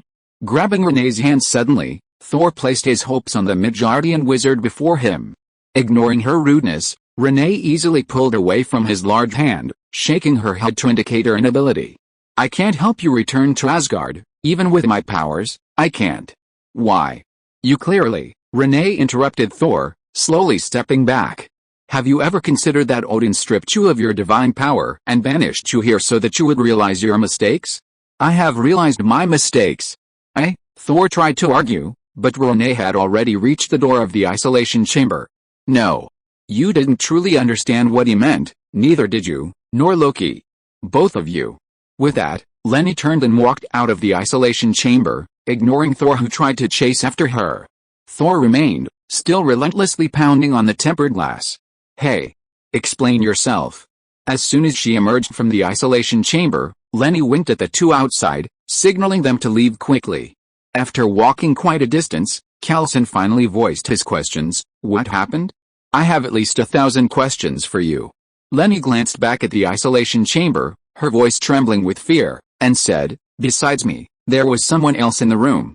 Clint's eyes widened at this. Impossible. Unless he becomes invisible, no one can escape your eyes. Leni finished Clint's sentence for him. Then said with absolute certainty, I'm absolutely certain there's someone else in the room. In fact, Leni herself wasn't sure after entering the isolation room, otherwise she wouldn't have asked, is Loki here? But when Leni said, as long as Thor doesn't go back, Asgard is under Loki's control, her APG-63 radar system suddenly alerted her to someone sitting on a makeshift bed in the isolation room. Leni could guess the person's identity with a grain of salt. Who else could it be but Loki, that damned brother-obsessed Loki? In short, Coulson immediately sent someone to release Dr. Eric Sullivan, and have all researchers evacuated. It's no longer safe here. Realizing the seriousness of the situation, Coulson knew that keeping the S.H.I.E.L.D. researchers here was pointless. He quickly ordered the evacuation of all researchers. Clint, send men to the nearby town. Use whatever means necessary to evacuate the civilians there as quickly as possible. Without explaining why, Leni gave the order as she walked, completely disregarding the fact that Coulson was actually in charge. The C-130 transport plane you arrived in hasn't taken off yet, it'll come in handy now. Trusting Leni, Coulson didn't object to this blatant overstepping of authority. However, he would listen carefully to Leni's explanation later. Loki, as the second son of Odin, the king of the gods, has always been fond of pranks, hence the title Evil God. Leni fixed a portrait of Loki, drawn by an agent skilled in forensic drawing, onto the whiteboard. In the makeshift meeting room, she maximized radar detection. Of course, don't think that pranks really mean pranks. That term only sounds like pranks when applied to the gods of Asgard. She slammed the whiteboard down, reminding everyone to be on high alert. If the victim of this prank were an ordinary person, it would be a deadly attack. Retrieving a pile of alchemical crystals from the void, Leni gestured for Coulson to distribute them later. Insidious, ruthless, and unscrupulous are the hallmarks of this guy. Illusion, invisibility, magic, these things seem distant to you. But I've experienced them firsthand. I can only tell you that bulletproof vests can't stop curses, but alchemical crystals can break them. Everything else depends on yourselves. Having said her piece, Leni left Coulson to his side. She then sat down in a chair and began reviewing the system notifications. Side Quest 1, For the Glory of Asgard, 1/2, Quest Objective, Assist Odin's son, Thor Odinson, in regaining his divine power. Quest Rewards, Plasma Storage Device, Upgrade Ticket, 1 Side Quest 2, For the Glory of Asgard, 2/2 Mission Objective, Complete Phase 1 and Assist Odin's son, Thor Odinson, in defeating the Destroyer Armor. Mission Rewards, Male Gunner Class Legacy, 2 Upgrade Tickets. Chapter 88 I got up and killed him with one shot. Looking at the information listed in the system's task list, Leni's hands trembled. Plasma Storage Device, and Male Gunner Class Inheritance? After so much training and research, Leni was basically certain she had obtained the complete Female Gunner Class Inheritance. She had received confirmation of this from the female gunner in the training grounds. However, the previously unlocked Male Mechanic Class Inheritance remained untouched. Leni still couldn't glean any useful information from the lit-up character icon. This time, she'd been given a Male Gunner class. Could it be because the Odin armor was called the Destroyer that the system assigned her this task? No way, no way. The more Leni thought about it, the more likely it seemed. After all, the Male Gunner's second awakening was called Destroyer, although she didn't know how it related to the Odin armor. But the only explanation Leni could think of was that. Looking back at the acquisition conditions for the Male Mechanic Class Inheritance, the system had required her to assist Tony in discovering new elements and completing the new arc reactor.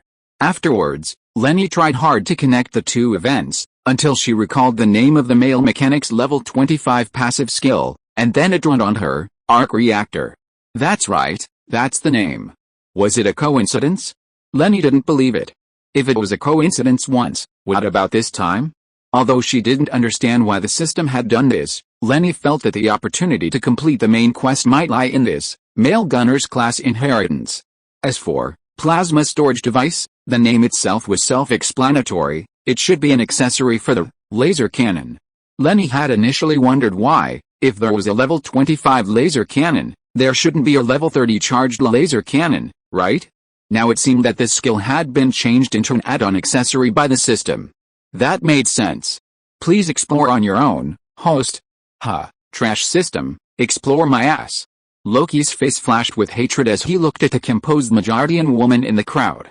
Unexpectedly, such a weak group of Midgards could produce a wizard with considerable talent. Loki glanced at the information evaluating him and tossed it aside dismissively. Unfortunately, you know too much? My poor brother must remain here forever. The man rose, bypassed the crowd, and headed straight for the Midgardian woman. I will become the new king of Asgard, and I will not allow anyone to stand in my way. So you are dead, beautiful lady.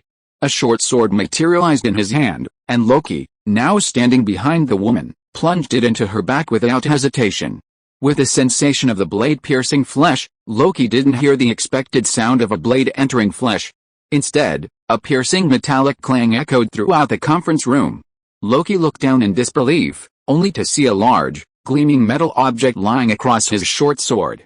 Mr. Loki, you really are an uninvited guest.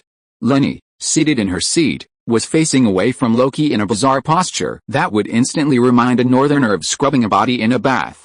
Luckily, she reacted quickly, her luminous cannon blocking the path of Loki's short sword. And the armor plates on the cannon, originally intended for defense, conveniently wedged Loki's blade into them. Otherwise, she would have been tattooed by this guy. Having failed in his first attack, Loki raised his hand to deliver another blow. But before he could plunge the knife into Leni's waist, she had already raised her other cannon. Without even turning her head, Leni's right hand held a parrying dagger behind her cannon, while her left hand immediately moved behind her head and pulled the trigger. Boom! This near face-to-face blast sent Loki flying. What do gunners fear most? Close combat. But what has Leni been learning in the training grounds all this time? Close combat. And what does Loki, as a mage, love to do most? Close combat, of course. What else is there to say? Leni gets up, one shot and he's dead. I ask you, what else can Loki say? Twisting her body, Leni retracts her hand cannons. A pale blue light flashes, and an anti-tank gun, crackling with pale blue electricity, appears. Boom. Strike while the iron is hot. Having experienced so many bombardments in the training space, Leni, will let Loki taste it today. Before he can get up, Leni retracts the anti-tank guns, completely disregarding the dense crowd. A flash of light passes between her hands, and the long unused M134 Gatling gun comes online. Sizzle rat-a-tat-tat-tat. After a brief warm-up, like a torrent of yellow dragons, a dense storm of bullets instantly covers the entire area where Loki fell. Dare to ambush me? Die? With a Gatling gun's tachometer set to maximum, a rate of fire of 6,000 rounds per minute, coupled with a continuous supply of ammunition, a small mountain of spent cartridges quickly piled up at Leni's feet. Only when all 6 barrels were glowing red hot and the motor was emitting plumes of smoke did Leni release her grip on the trigger. Beads of sweat trickled down Leni's temples. Her MP at level 22 was still a bit low, wasn't it? Seeing that Leni wasn't satisfied and wanted to pull out her hand cannon to fire a couple more shots, Coulson quickly pulled her back, gesturing for her to look closely. Don't fire anymore, he's already escaped. Sure enough, Loki, who had just been lying in a crater, had now turned into particles of light and dissipated into the air. Damn it! Leni cursed angrily, sitting back down in her chair. Damn Midgardians! Damn Leni! I'll make you pay! I'll make you pay! Loki, fleeing back to Asgard in a panic, was a far cry from his earlier smugness. A few strands of burnt hair hung across his blackened face, and his once fitting clothes were now riddled with holes and in a sorry state. Heimdall barely suppressed a laugh. He had witnessed everything Loki had done and experienced in Midgard. You saw it all? Loki asked, his back to Heimdall, a hint of grievance in his voice. No, Queen Frigga ordered me to monitor you at Tunheim. I didn't notice you going to Midgard. True to his old friend Odin, his answer demonstrated remarkable emotional intelligence. Loki didn't reply, but simply waved his hand, casting an illusion around himself to make himself appear less disheveled. Composing himself, Loki strode towards the Asgardian palace. He needed to change his clothes. What's that weapon that woman's holding? A hand cannon, that's what she calls it. Heimdall blurted out, immediately regretting it. Loki, who was about to leave, suddenly turned around and roared hysterically, "You saw it. You saw everything. If you are listening to this novel on a channel other than Fanfic World, it means it was downloaded and re-uploaded without effort. We warmly invite you to visit our channel, Fanfic World. There you will find the original version of this story and many other novels of various genres. We look forward to seeing you dive into a world of incredible novels." Chapter 89. Stop making such embarrassing faces. You saw it. You saw everything. At this point, Loki understood that Heimdall had seen his disgraceful state clearly. Heimdall didn't answer, but silently turned his back to Loki. Damn Thor. Damn Renee. Damn Heimdall. You all deserve to die, you all deserve to die. Loki angrily repeated several names as he hurried towards the Asgardian vault. I'll kill you all, I'll kill you all. He strode up the steps, heading straight for his palace, but was stopped at the door. Your Majesty Loki, Queen Frigga requests your presence. The person bowed their head, not daring to offend the notoriously difficult second prince. Upon hearing it was his mother, Loki lowered his raised right hand. Taking a deep breath to calm himself, Loki said calmly, "All right, I understand. Go back and tell mother I'll be right there." The man didn't dare delay and quickly accepted the order, retreating only after he was quite a distance away before daring to wipe the sweat from his face. Is he gone? The man turned back and nodded to the group in the corner, not daring to say anything more, and quickly left with his head down. Fandral, one of the warriors 3 of Asgard, peeked in the direction Loki had left and quickly called to his companions behind him. Quick, let's go find Heimdall. Watching the 4 of them sneakily head towards the Rainbow Bridge, Loki emerged from behind the statue of Odin, the king of gods. Since you want to go down and join him, then none of you will be coming back. Looking up at the tall statue standing beside him, a cold glint flashed in Loki's eyes. A dozen kilometers away from the S.H.I.E.L.D. temporary camp, a beam of light descended from the sky and landed in the center of the town's crossroads. 4 men and women dressed in strange attire looked around blankly. Midgard, is it really this desolate? Hogun, one of the warriors 3 alongside Fandral, scratched his head, looking at Sif beside him with a puzzled expression. I don't know either, maybe. Sif, equally confused, hadn't been to Midgard in a very long time. Hey. Anyone here? Volstagg, with his long beard, called out in a rough voice. But after waiting for a long time, no one responded. Where did everyone go? Fandral picked up a discarded bottle from the roadside and smelled it. Is this alcohol? It smells weird. Sif frowned. She sensed that people had lived here not long ago, and quite a few at that. Hey. Look here. What's this? Hogun, standing in front of a clothing store, reached out and removed a black blindfold from a mannequin beside him, asking curiously. Sif looked over at the sound and was stunned when she saw the object. Her expression froze, then she rushed forward, snatched the object from Hogun's hand, and stuffed it into her coat. Don't touch anything here. What if there's danger? But. Hogun tried to say something, but Sif glared at him fiercely. No buts. Don't forget why we're here. We're taking Thor back, not here to eat, drink, and have fun. Turning her head, she yelled at Fandral, who was drinking beer from a restaurant on the other side of the street. I'm talking to you, Fandral. Put down those bottles. Sif, slightly embarrassed, put down the dozen or so bottles of beer she was carrying. I just wanted to try what Midgard beer tastes like, nothing more. Sif's forward veins throbbed. What kind of stupid teammates had she chosen? Sif, someone's coming. Finally, it was Volstagg, who seemed the most reliable, who gestured for Sif to look into the distance. Several cars were speeding towards them. Seeing Sif's attention diverted, Hogun secretly reached behind her and snatched an eye mask from another mannequin, stuffing it into his coat. Fandral, who had witnessed everything, quickly gestured for Hogun to get one too, waving his beer to indicate he'd get him one as well. However, Sif, who had her back to them, suddenly turned around, her beautiful brows furrowed, and said angrily, "Get rid of those embarrassing expressions. We represent Asgard, and I don't want to see you tarnish Asgard's glory." Startled by Sif's action, the two quickly tidied themselves and stood behind her again. Who are they? Why are they dressed so strangely? Coulson, sitting in the passenger seat, looked at the four people standing in the town center from afar and asked curiously. 3 men and 1 woman, none of them seemed like ordinary people. Sitting in the back seat, Clint, with his keen eyesight, had actually noticed them long ago. Leni frowned, inwardly sighing, "Just as I thought. The warriors 3 of Asgard, Thor's good brothers. The blonde man is Fandral, the dark-haired one is Hogun, and the bearded one is Valstag." Coulson nodded, but Clint said there were 4 people. Where was the woman? Noticing Coulson's question, Leni clicked her tongue and said, "The remaining woman is Sif, the Norse goddess of earth and harvest." Clint sensed the strange implication in Leni's words. Recalling his knowledge of Norse mythology, if he remembered correctly, she should be Thor's wife. Through the rearview mirror, Leni saw Clint's thoughts and didn't deny it. Just like in Norse mythology, Sif was Odin's chosen daughter-in-law. It's just a pity. Coulson nodded, indicating he understood, but then, realizing something, he turned back to look at Leni. "Wait, so you still want Jane Foster to take care of Thor?" Leni didn't explain further, only sighing. What is love in this world that makes people willing to die for it? Parking the car, Leni led the way to the 4 people, giving Sif, the leader, a once-over. With her long, flowing dark brown hair, strikingly beautiful face, and valiant armor, she possessed the bearing of an Asgardian warrior. At the same time, Sif was also carefully observing Leni. Her beautiful blonde hair was neatly styled, and her delicate face showed no trace of childishness.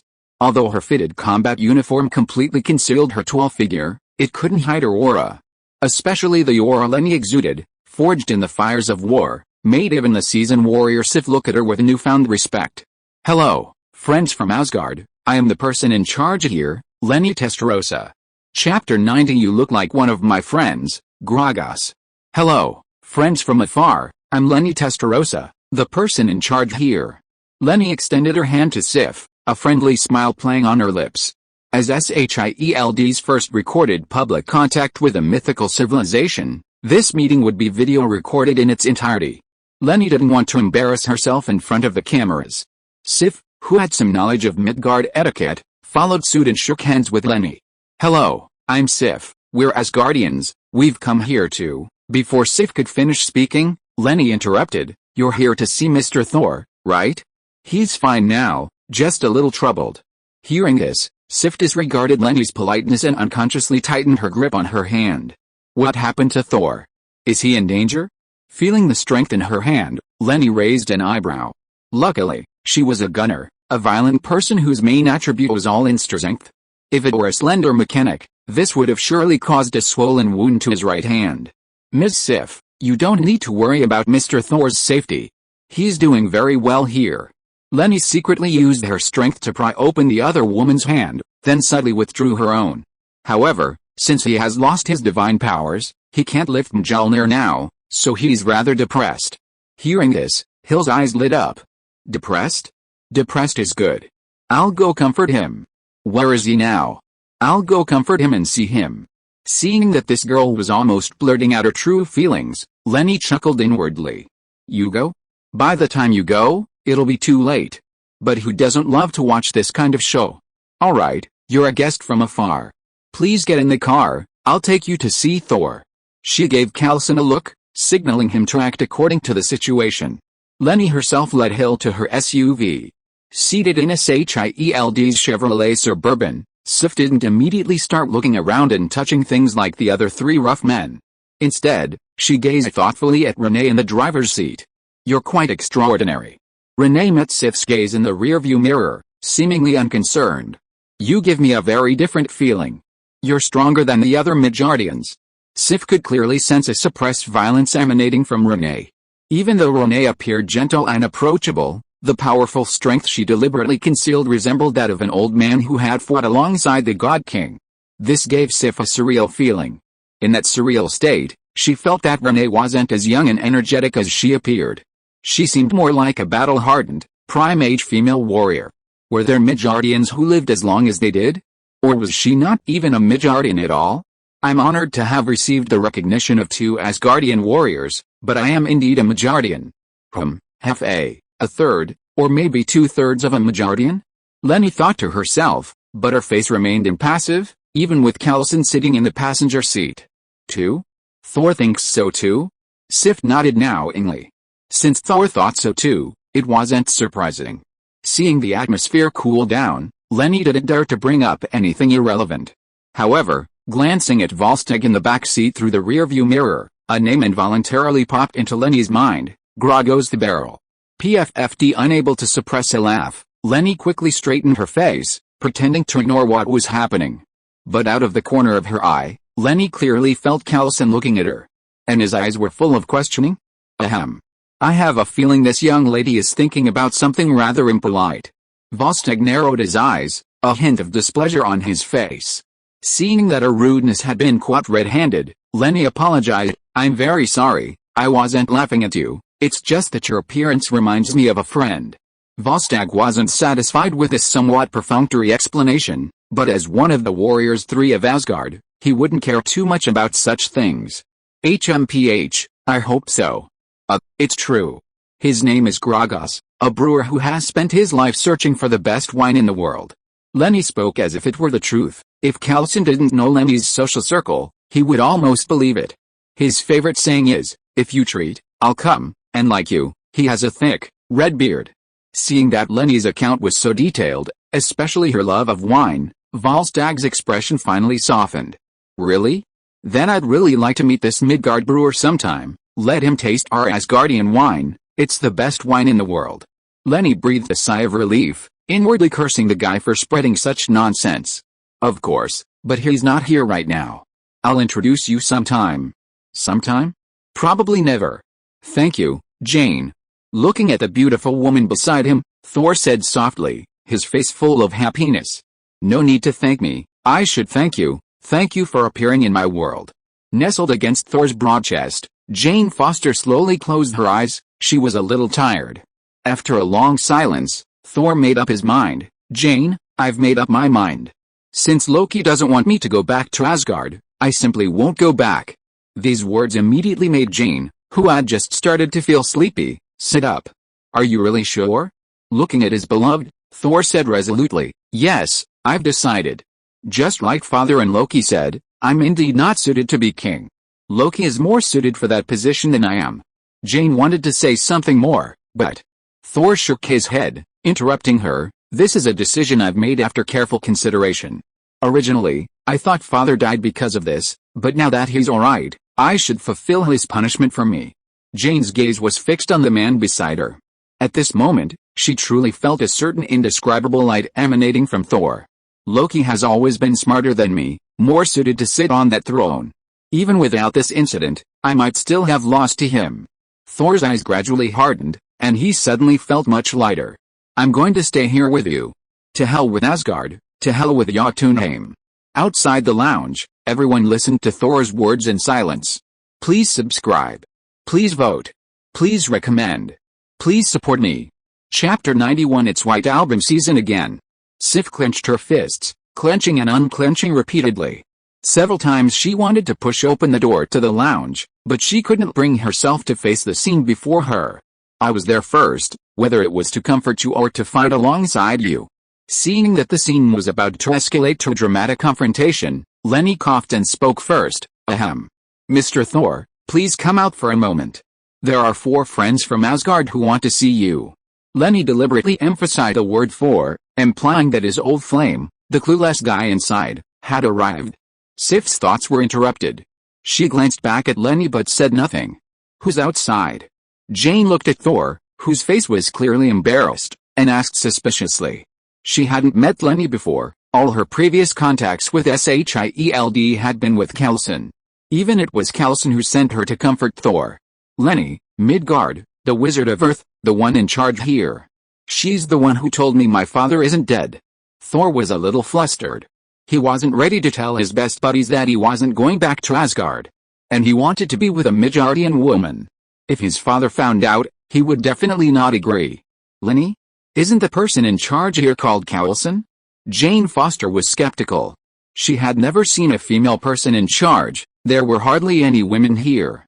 Not taking Jane's strange expression too seriously, Thor assumed she was just embarrassed to see his best buddies.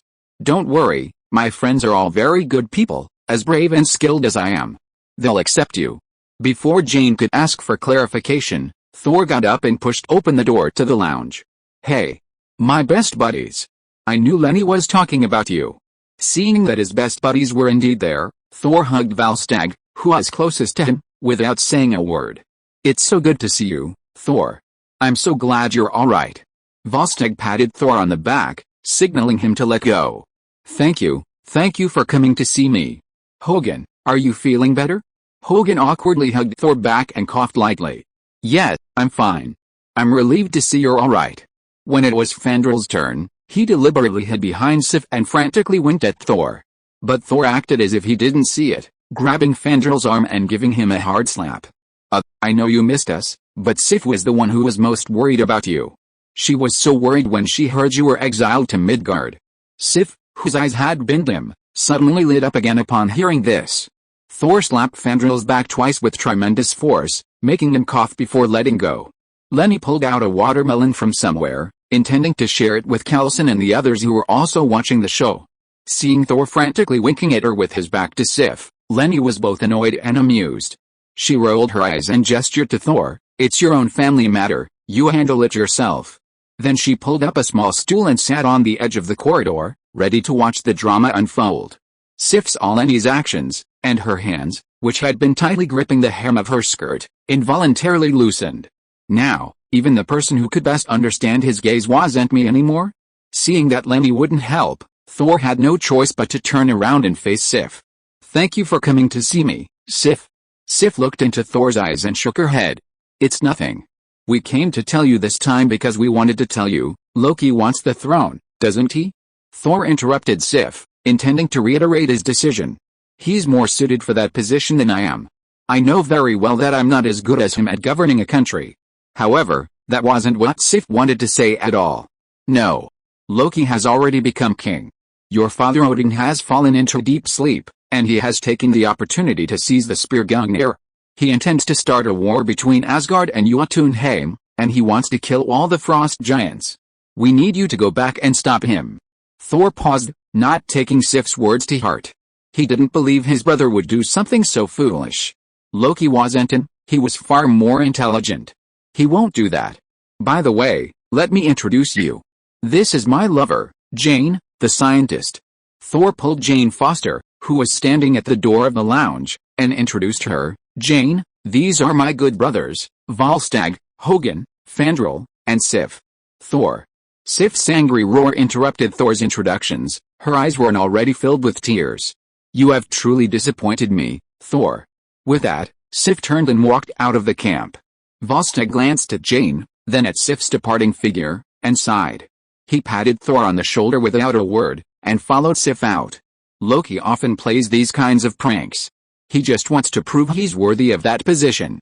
He wouldn't do something so stupid. Thor still didn't believe Loki would do something so foolish, given his own precedent. Valstag didn't turn around, waving to the crowd behind him.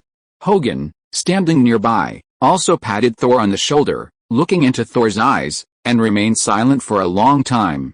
"That girl looks pretty good. You've struck gold." With that, he turned and quickly chased after Valstag. Fandrel, lagging behind, held a watermelon he'd somehow gotten from Leni in one hand, and with the other, he mimicked his good friend's gesture, patting his shoulder twice. "You'd better watch yourself. He won't do that, really." Thor wanted to say something more, but all he got in return was a slice of watermelon handed to him by Fandrel. Watching his three good brothers walk away, Thor was lost. He turned to look at Jane. But Jane didn't look at him. Instead, she stared intently at the spot where Sif's figure had disappeared. Thor then turned his hopeful gaze to Renee. Did I do something wrong?" Renee sighed, tossing the watermelon rind into the storage room, intending to dispose of it later. "The show's over. Everyone, be ready for level 1 combat at any moment. We have a tough battle ahead of us." As soon as she finished speaking, all the S.H.I.E.L.D. agents who had been watching the show stood up straight and ran towards the armory. Startled by Renee's sudden shout, Jane turned around to look at the agents who had suddenly become serious. Is a war about to break out? Callson's usual smile vanished. He handed over a car key and said seriously to the two, unpredictable dangers could arise here at any moment. We may not be able to attend to your safety, so please leave first. This passage, combined with Orange's own understanding, portrays the characters of the Warriors 3 and the goddess Sif. I wonder what everyone's opinions are there any shortcomings or points of comparison? Welcome to the discussion. Thank you for your support. Chapter 92. Oh no, the hatred level has exploded. Go and leave my foolish brother in Midgard forever, and that damned woman too, get rid of her for me. Loki swung Gungnir, the Spear of Eternity, and a humanoid armored figure slowly emerged from Odin's vaults. It was the destroyer armor once worn by Odin, the guardian of Odin's vaults. Go to Midgard, go and rid me of them. Wait. Renee, you must know something, right? Thor casually handed a watermelon to Jane and stepped forward to stop Renee, who was trying to leave with her. Since you know my father isn't dead, you must know what Loki is doing right now, right? Renee looked down at the large hand gripping her arm tightly and tried to break free. But Thor clearly wasn't going to let go until Renee explained herself. You must know something. Thor stared intently at Renee. Annoyed by this guy, Renee clicked her tongue. Since you've decided to stay on Earth, then don't worry about what Loki wants to do. She gestured towards Mjolnir. Even if you wanted to, you can't even lift a hammer right now. What can you possibly do? Ignoring his alternating pale and flushed face, Leni used her other hand to push away his grip on her arm. You should protect Jane Foster. Signaling Callson to send the two away, Leni turned and walked out of the camp without looking back. Thor's face was extremely grim. He couldn't understand whether his decision to stay in Midgard was a mistake. Just as Callson was about to send the two away, a deafening roar suddenly swept through the entire camp. Before anyone could react, a scorching ray of light descended from the sky, sweeping across the entire corridor. Callson, who had been urging Jane to take Thor away just a moment ago, only had time to protect Jane Foster. Meanwhile, Thor was separated from the beam of light, pressed against the corridor wall, watching the flames glide past his nose. Seeing several of his men destroyed by the ray chilled Callson to the bone. Although Leni had given a warning and made contingency plans, the sudden attack still resulted in heavy casualties among the S.H.I.E.L.D. agents. Callson, are you alright? Leni, who had just turned the corner of the corridor, rushed back to check on the casualties. Seeing that Callson and the others were unharmed, Leni breathed a sigh of relief. But when she saw the still burning limbs and severed bodies at the other end of the corridor, she gasped. Damn it, everyone evacuate the camp. Spread out, prepare for battle. Gritting her teeth, Leni quickly issued orders through the communicator. The space here was too cramped. Not only could she not move freely, but the agents had nowhere to hide from the unknown. She had to lead everyone out of the camp as soon as possible. They couldn't just stay inside. Leni snatched the still blinded Jane from Callson's grasp, showing no mercy. She hoisted her onto her shoulder, gave Thor a quick glance, and dashed out of the camp. The Asgardian group, who hadn't gone far from the camp, were about to contact Heimdall to open the Bifrost when a towering metal suit of armor, billowing with dust, suddenly descended.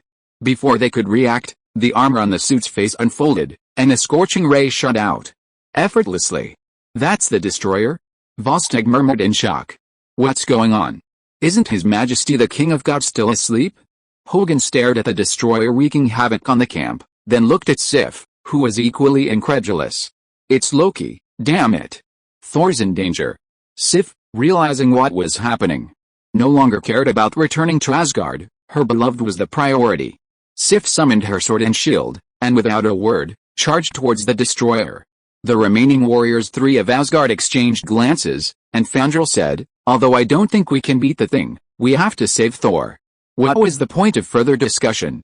The 3 also summoned their weapons and followed Sif's lead, heading towards the destroyer. The destroyer? Is that father? Thor, pulling something from the shattered experimental camp, immediately recognized the humanoid armor flying through the air, wreaking havoc. Leni put Jane back on the ground and retrieved a bottle of golden goat's milk from the void, tossing it to Thor. He'd been hit on the arm by the destroyer's laser when he escaped, and now half his arm was charred. Drink it.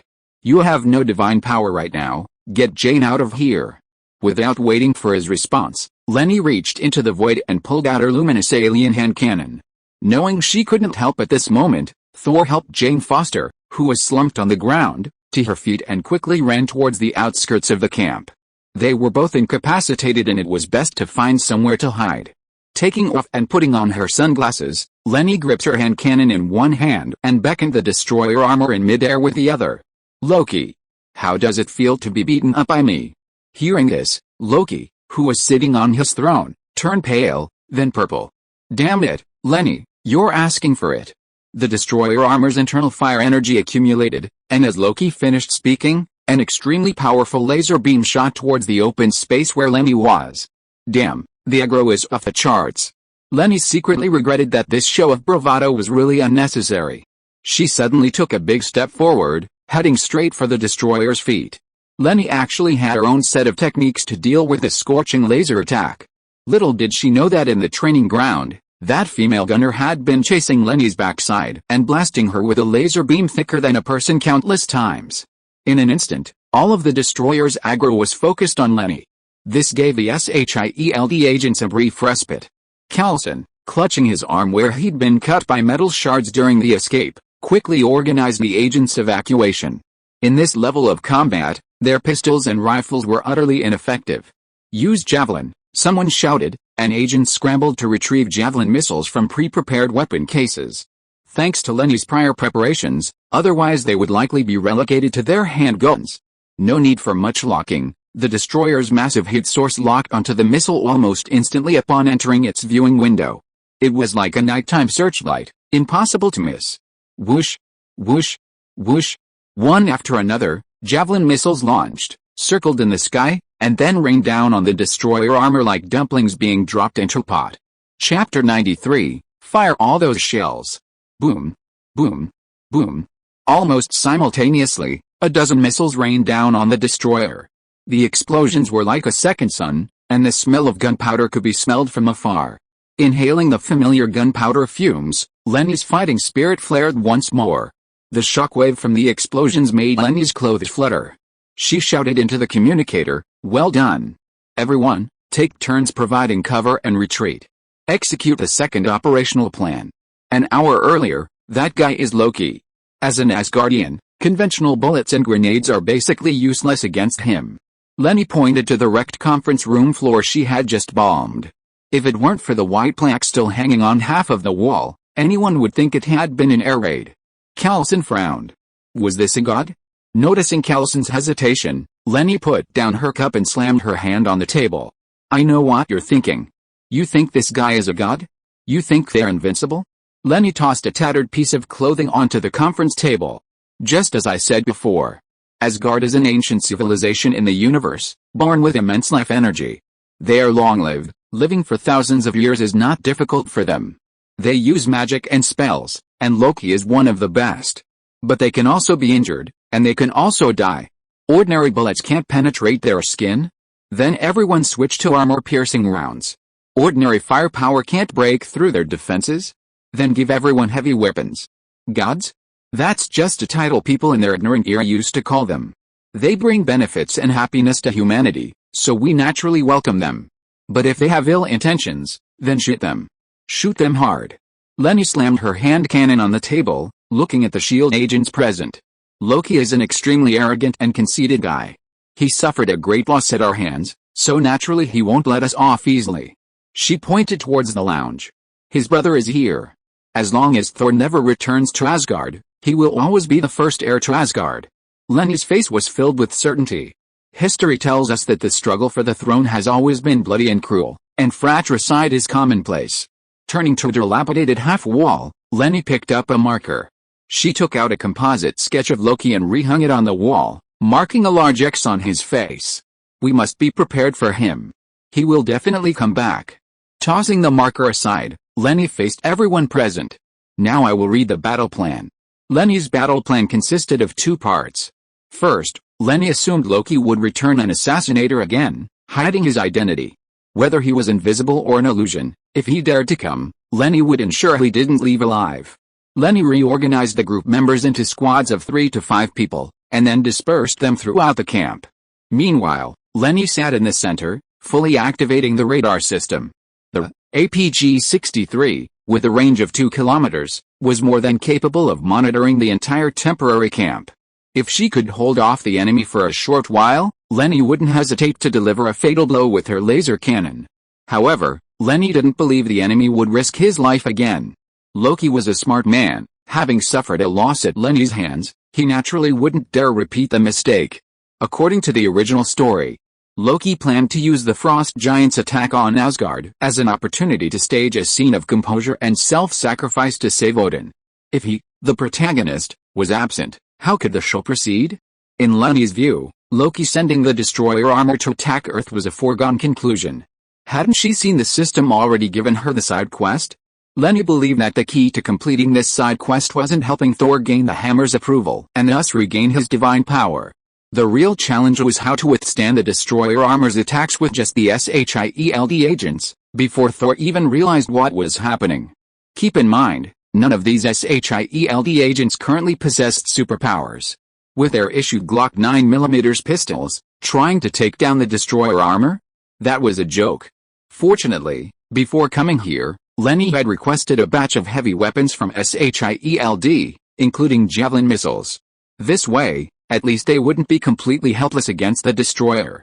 As for the so-called second operational plan, it was based on Leni's assumption that Loki would send a powerful combat unit or army. Although Leni didn't believe the other side would deploy troops, she couldn't say that about Coulson and the other S.H.I.E.L.D. agents. Once the camp is hit by heavy enemy fire, everyone evacuate the enclosed area. Prioritize your own safety and retaliate with heavy weapons. Remember, your first priority is survival. This enemy is formidable, don't risk your life for a single bullet. After pinpointing their location, everyone take turns providing cover and finding advantageous attack positions. Then, clear out the main battlefield. I'll draw their fire. Your job is to empty all those shells. Is that really a Midgardian? Fandral asked in surprise, seeing Leni constantly dodging destroyer attacks in the center of the battlefield. She's a warrior, a Season 1. Sif tightened her grip on her longsword. She wasn't entirely confident against the destroyer. Admirable courage, but courage alone isn't enough. Let's go.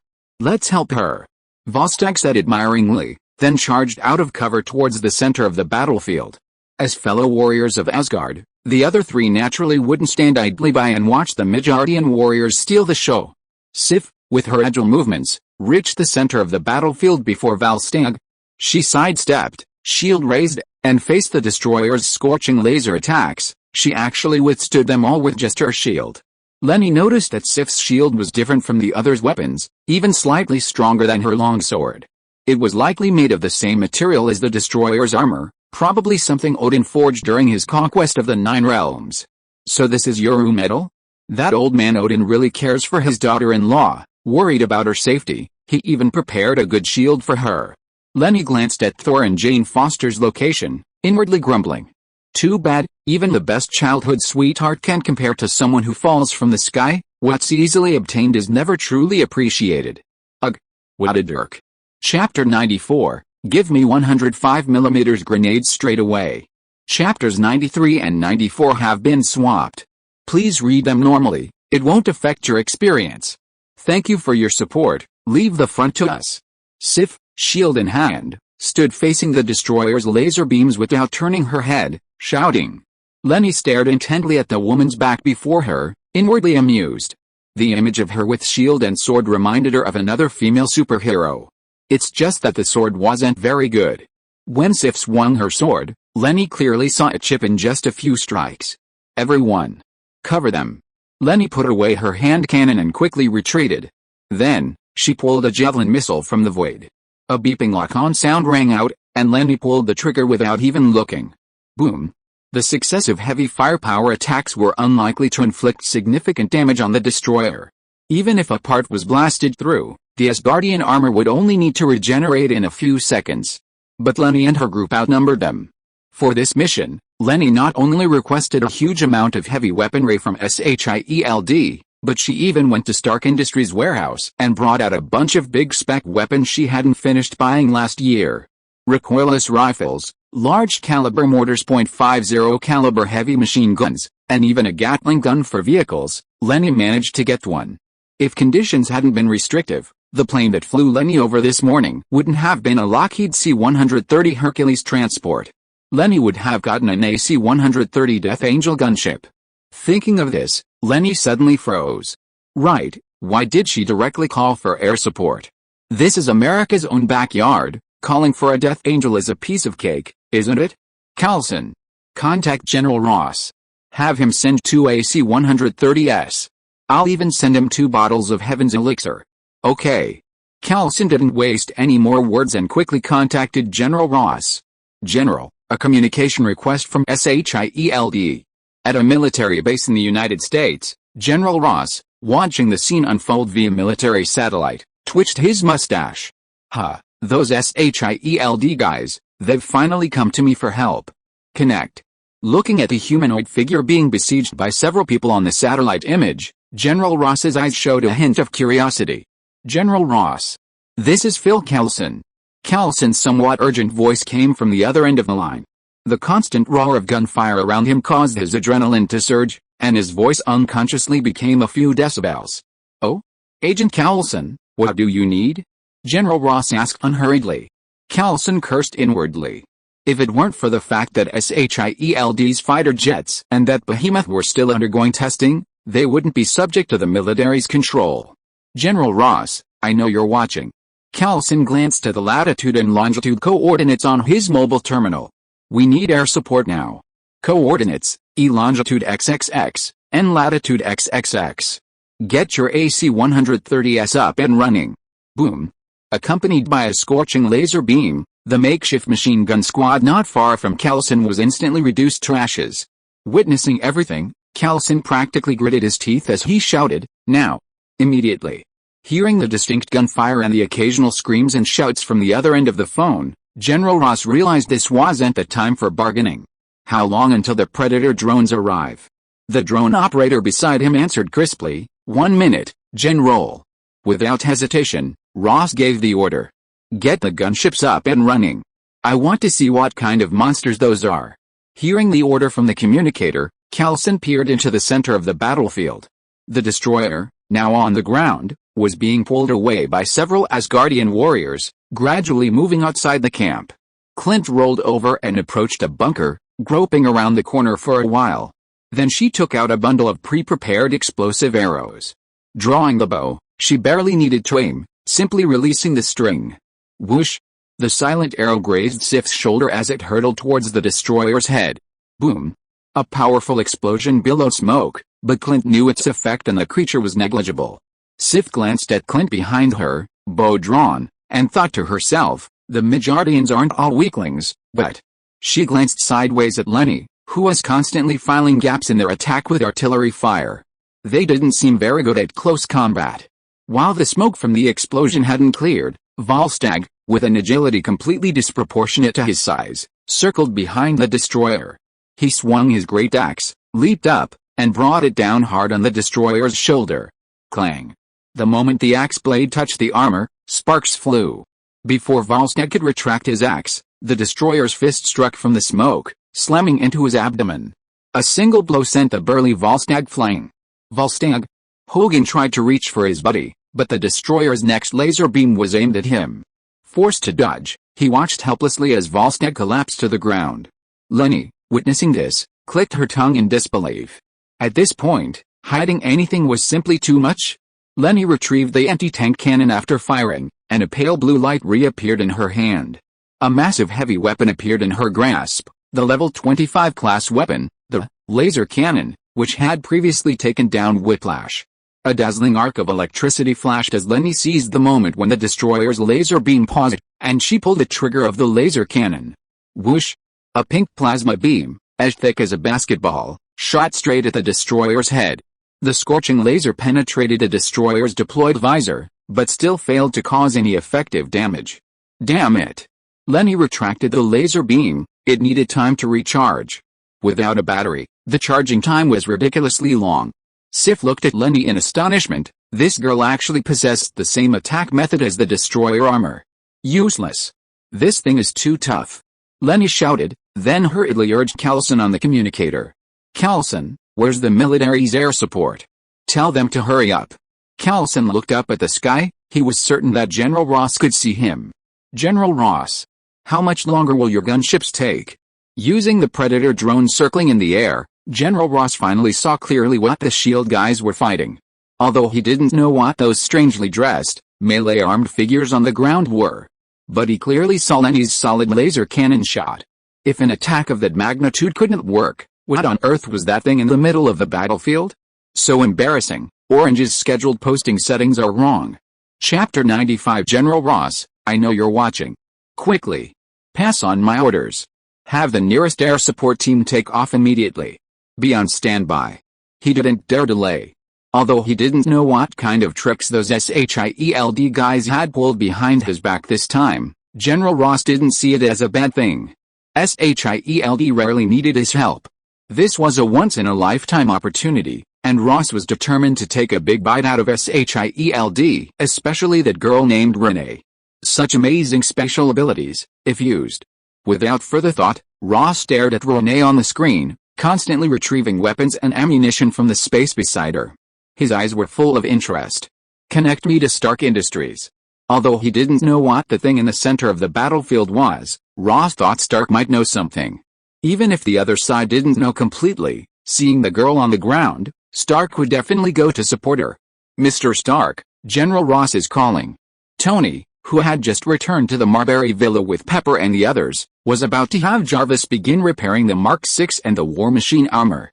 He also wanted Jarvis to install electromagnetic pulse protection devices on both suits of armor. He didn't want to experience yesterday's ordeal again. General Ross? What does he want? Tony glanced at Roddy sitting beside him, who gave him a look he himself didn't understand. Roddy had returned with Tony on Stark's private jet. Concerned about his Iron Man suit, Roddy hadn't even gone to the Air Force base, coming straight back with Tony. General Ross? Why aren't you going to see your beloved son-in-law? Why are you calling me? General Ross, gripping the phone, nearly crushed it upon hearing this. HMPH. You should worry about your good sister. Those guys at S.H.I.E.L.D. have gotten themselves into some trouble again, and now they're begging me for help. Hearing this, Tony and Roddy exchanged a look, both seeing surprise in each other's serious expressions. What happened to Leni? General Ross's beard twitched. So even Stark has his moments of anxiety. I'll send you a video. Watch it yourself. It's in New Mexico. Jarvis received an encrypted video file from the military as soon as he finished speaking. Tony didn't hesitate and skillfully decrypted and opened it. The video was clearly shot from above. Tony wasn't sure if it was from a helicopter or a drone. In the desert, outside a makeshift camp that had clearly been attacked, a group of people were fiercely attacking a strange humanoid creature in the center of the battlefield. But after recognizing a familiar figure in the video, Tony and Rhodes exclaimed in unison, Leni. In the video, Leni was holding the same massive laser cannon from yesterday, firing at the humanoid object. Incredibly, the massive laser cannon, capable of easily destroying Whiplash armor, couldn't even scratch the thing. What the hell is that thing? Rhodes murmured in surprise. Colonel Rhodes is with you too? Hearing Rhodes' voice, General Ross frowned but didn't say anything. He knew that Rhodes had gained Stark's support and become War Machine. Even during the weapons tests a couple of days ago, he was one of the generals who went to observe. Tony ignored General Ross's comment and instead questioned, what exactly is going on here? General Ross smiled contemptuously. What's going on? I'd like to ask you the same thing. Don't you think this thing looks a lot like something you, Stark, have? Tony frowned. He too had noticed the unusual nature of the object. My point is simple. Whether this thing was made by S.H.I.E.L.D. or not is another matter, but it's probably inseparable from S.H.I.E.L.D. General Ross's idea was simple, to muddy the waters. Although he didn't know the exact relationship between that girl named Leni and S.H.I.E.L.D., so what? As long as Tony Stark didn't trust S.H.I.E.L.D., wouldn't he, General Ross, be the one who ultimately benefited? I know what you're thinking, but this has nothing to do with Stark Industries. If there's nothing else, I'll hang up now. I have important business to attend to. Tony said this and quickly ended the call. Hearing the busy tone on the other end of the line, General Ross curled his lips into a smile. What does General Ross mean? Tony glanced at Rhodes, who clearly hadn't quite grasped the situation, and replied irritably, what else could it mean? That old bastard's trying to sabotage my relationship with S.H.I.E.L.D., but that's not important. Contacting Renee is the priority now. Turning his head to stare at the armor's repair progress bar, Tony silently prayed. He prayed that nothing bad would happen to Renee. Seeing Tony's worry, Rhodes patted him on the shoulder and reassured him, "It's okay, Renee has some amazing alchemical tools, right? Even if we die, she won't." Tony gave him a disapproving look. "You're really good at comforting people." Even so, Rhodes wasn't wrong. Renee might not have many other things, but when it came to survival gear, Tony felt she could fill a whole car with them. "Jarvis, contact Leni for me." Calling. The gunship is approaching the target area and can already see the target. "Please notify ground troops to be aware of airstrikes." Hearing the voice from the communicator, Coulson hurriedly shouted to Leni, "The gunship is in position. Spread out immediately." Leni glanced at the sky upon hearing this and turned to Sif and the others, shouting, "Come back first, our air support has arrived." Although they didn't know what air support was, judging from Leni's words, there should be friendly forces from the sky. Sif and the others didn't dare to delay and quickly disengaged and retreated. "Tell them not to fire any warning shots. Bring me 105mm grenades." Leni pulled Sif and they both rolled into a nearby defensive bunker. Sui Hong took out a bottle of golden sheep's milk from the void and handed it to them. "Drink it. Golden sheep's milk can heal your injuries." Glancing at the bottle in Leni's hand, Sif didn't stand on ceremony, reached out and took it, pulled out the stopper, and drank it down. "Thanks." Sizzling her lips, Sif's eyes lit up as she felt the life energy surging into her body. "This stuff of yours, plenty." Leni was quite pleased. This little bit of alchemical potion was nothing to her. To be honest, she felt a sense of camaraderie with Sif. Both were battle-hardened, both possessed a dashing and heroic air. If she hadn't chosen a female gunner class, she would have wanted to try being a female swordswoman. They were both transmigrated, but the one next door had become a naval leader, while she was still nothing. Why the hell did I choose Wang Xiaomai? Orange has adjusted the content of these two chapters. The order of the main text is now correct, only the title is wrong. It won't affect your reading. Sorry. ORZ. If you are listening to this novel on a channel other than Fanfic World, it means it was downloaded and re-uploaded without effort. We warmly invite you to visit our channel, Fanfic World. There you will find the original version of this story and many other novels of various genres. We look forward to seeing you dive into a world of incredible novels. Chapter 96. I don't like all others' favors. Ground troops requesting the use of 105mm grenades. No enemy anti-aircraft fire detected. Ground scrubber entering circling position. As the AC-130 gunship, nicknamed Ground Scrubber, adjusted its flight attitude, multiple weapon windows on its sides unleashed a barrage of fire towards the ground. This gunship, known as the Angel of Death, was equipped with two 25mm 5-barreled Gatling guns, one Forbes 40mm cannon, and one 105mm M102 howitzer. Whenever this aircraft appeared in the air, it meant that all enemy anti-aircraft defenses were rendered ineffective. It also meant that the enemy's good days were over. Boom. Boom. One after another, 105mm grenades crashed to the ground, the shockwaves nearly overturning the makeshift houses on the edge of the battlefield. Sif peered out at the dust billowing in the distance, still enduring the relentless bombardment, and couldn't help but feel a chill run down her spine. This level of destructive power would be difficult even for Asgardian warriors to withstand. "Is this your air support?" Leni's lips curled into an excited nod. Her APG-63 radar system showed that after this barrage of 105mm cannon fire, the seemingly indestructible destroyer armor had finally quieted down. However, the gunships seemed to have been given a strict order by General Ross. They weren't allowed to return until their ammunition was depleted. Therefore, this round of bombardment lasted for nearly 10 minutes. Only after the bombardment aircraft had completely cleaned the area did it reluctantly make way for the arriving air support. Bombardment aircraft mission complete, withdrawing from mission airspace, now handing over to friendly forces. Warthog 1 received, now in our hands. Warthog 2 received, requesting ground forces to provide lock-on guidance. Accompanied by the distinctive voice of the A-10 attack aircraft, the two fighters rapidly approached the battlefield, one after the other. Clint. Provide lock-on guidance for the air-to-ground missiles. Upon receiving the notification, Coulson immediately relayed the message to Clint, who was on standby with his bow drawn. Almost simultaneously, several laser beams on the front line pointed towards the center of the crater. However, just as the pilots of the two Warthogs were about to launch the two AGM-65 Maverick air-to-ground missiles mounted beneath their aircraft, a sudden change occurred. "Watch out! That guy isn't dead yet." Leni, who was constantly monitoring the situation inside the crater, turned sharply and shouted at Kelson. Her radar system had just sounded the alarm again. The destroyer armor, which should have been blown to pieces, had somehow reassembled itself. Hearing the high-energy warning in her mind, Leni just wanted to immediately order the pilots of the two aircraft to increase their altitude. But without direct communication with air support, she couldn't convey this message directly to them. Boom! A super long beam of light shot straight up into the sky, drawing an arc in the air. Two A-10 Warthog attack aircraft, having just entered the airspace to launch a precision strike with air-to-ground missiles, were unexpectedly hit. With two deafening explosions, both aircraft plummeted to the ground as burning fireballs.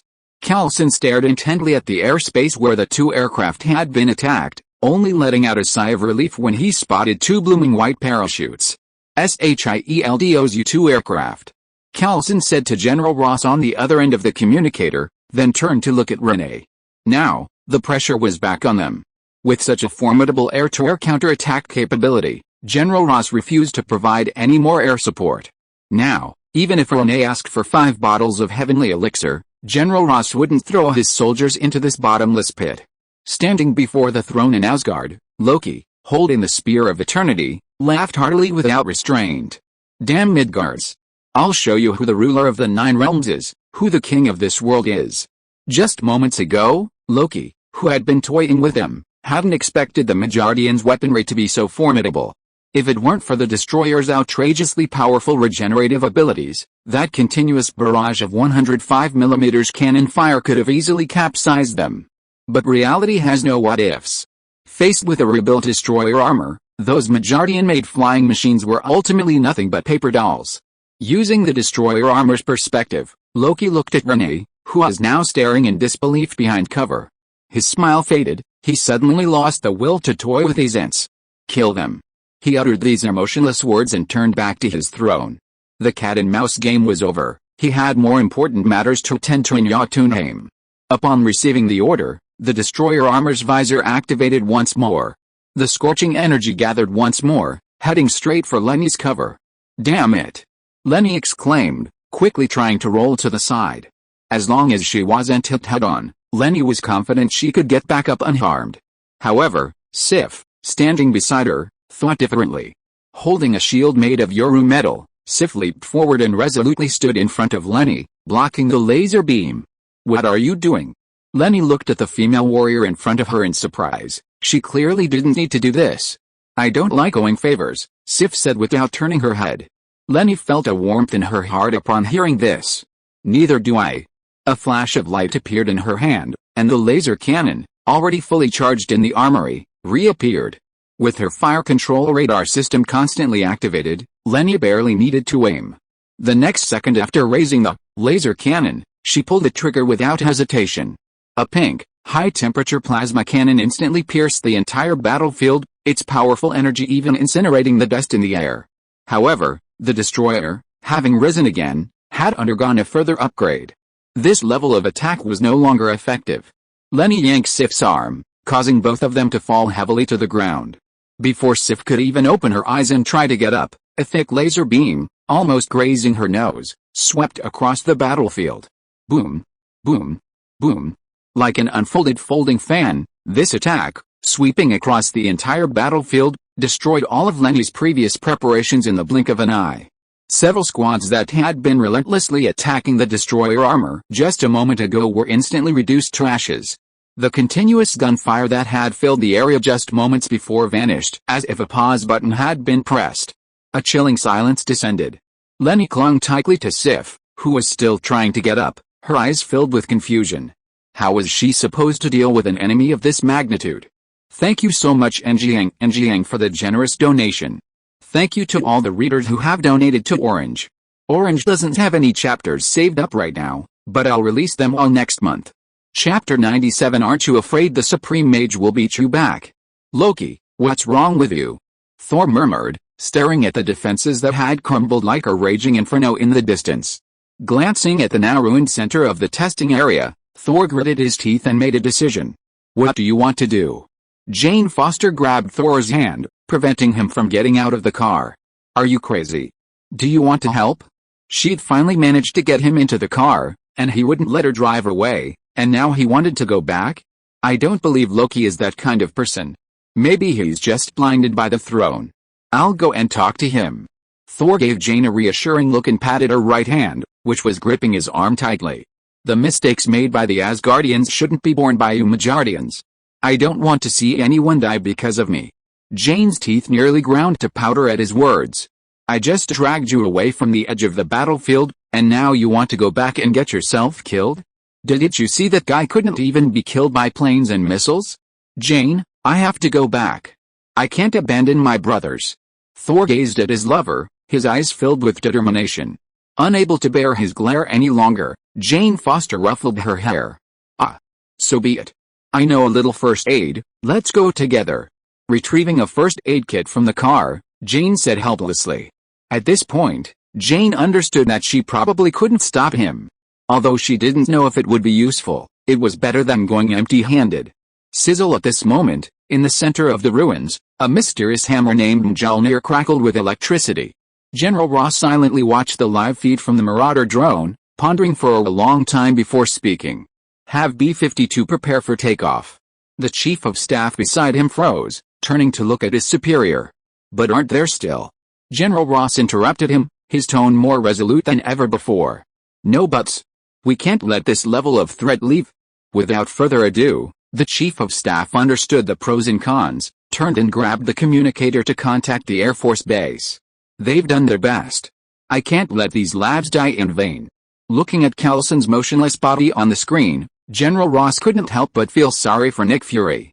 He actually had a pretty good impression of Phil Coulson. He was always smiling, a kind old man, but he was exceptionally efficient when it came to getting things done. If Nick Fury hadn't been so determined to kill him, he would have really wanted to recruit him into his staff. With a sigh, General Ross turned his attention to the Stark girl. It was said that she was younger than his own daughter and possessed such amazing abilities, but unfortunately, fate was cruel. Wait. Pause. General Ross, who was lamenting for Renee's fate, suddenly noticed that Renee had gotten up again and was taking out a very familiar-looking bottle from thin air. Zoom in on what she's holding. Zoom in. Max. General Ross urgently ordered the image operator beside him to continuously zoom in on what Leni was holding until it was completely clear. This is. Crouching low, Leni took advantage of Sif drawing the destroyer's attention to reach Coulson's corpse in a few steps. You still owe me several meals and a set of Captain America character cards. I won't allow you to die like this. She took out a bottle of heavenly potion from the void, uncorked it, and poured it directly onto Coulson's charred back. At the same time, the radar system alerted her that someone had arrived beside her. Mephisto, he's not dead yet. You should go find someone else. Leni said calmly. She knew who it was without even thinking about the eerie feeling. As soon as she finished speaking, an old voice rang out beside Leni. I didn't expect you to know me. Leni looked up and glanced to the side, where she saw an old man in a suit with white hair. The infamous Lord of Hell, Mephisto. I never expected him to be so kind and benevolent when he's putting on a human act. The old man chuckled amiably, seemingly unconcerned by Leni's sarcastic tone. What you have in your hand is rather irregular. Leni wasn't afraid of the old man's lies. If there were any rules, death would come for her. Rules? I only know that as long as he's alive, you can't take him away. Mephisto glanced at Coulson, who was still lying motionless on the ground, and shook his head. Compared to him, I'm more interested in you. However, Leni wasn't interested in this guy at all. Although the Ghost Rider looked cool covered in flames, she didn't want to become a mindless skeleton. Aren't you afraid the Sorcerer Supreme will send you back here? Hearing Leni mention the name of a certain melee mage, Mephisto's previously benevolent face twitched immediately. I was just doing my duty. Since you don't welcome me, I'll leave. With that ambiguous statement, Mephisto vanished like a gust of wind. Leni curled her lip, muttering under her breath, that creepy old man. She turned Coulson over, opened his mouth, and poured the remaining half bottle of potion down his throat. Moments later, the previously unconscious Coulson opened his eyes again. Was I just dead? Leni chuckled, pulling him up from the ground. You're not dead yet, but you're almost there. I suggest you go find some clothes. Callson's suit was now a tattered rag, the back completely burned away. As the charred remains peeled away piece by piece with Callson's movements, his clean, white back was revealed. General Ross, having witnessed Leni's actions, finally remembered what the familiar-looking liquid was. An alchemical potion.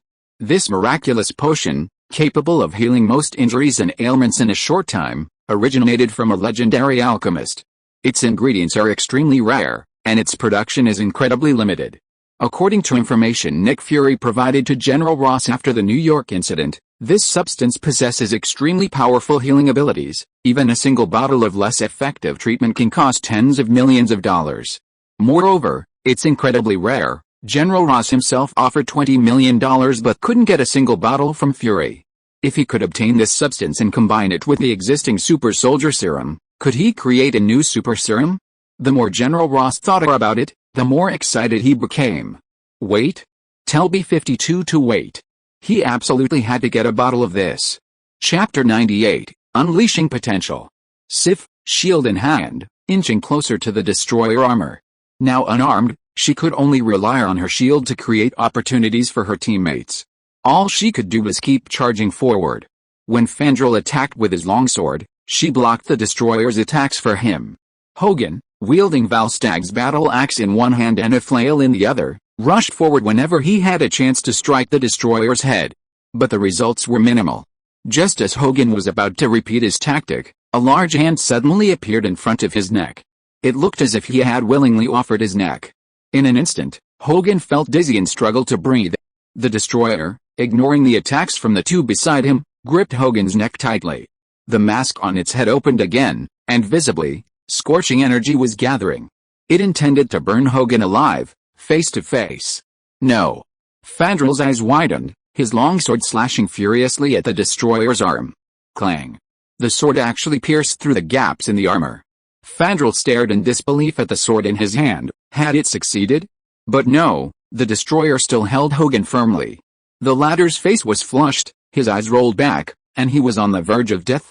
Without hesitation, Sif flipped over and raised her shield, pressing it against the destroyer's face in her haste. Just when everyone thought it was too late for Hogan, a loud shout echoed throughout the arena, "Enough!" Thor broke free from Jane's grip on his right hand, resolutely walked to the center of the arena, and shouted at the destroyer, "Loki! Enough!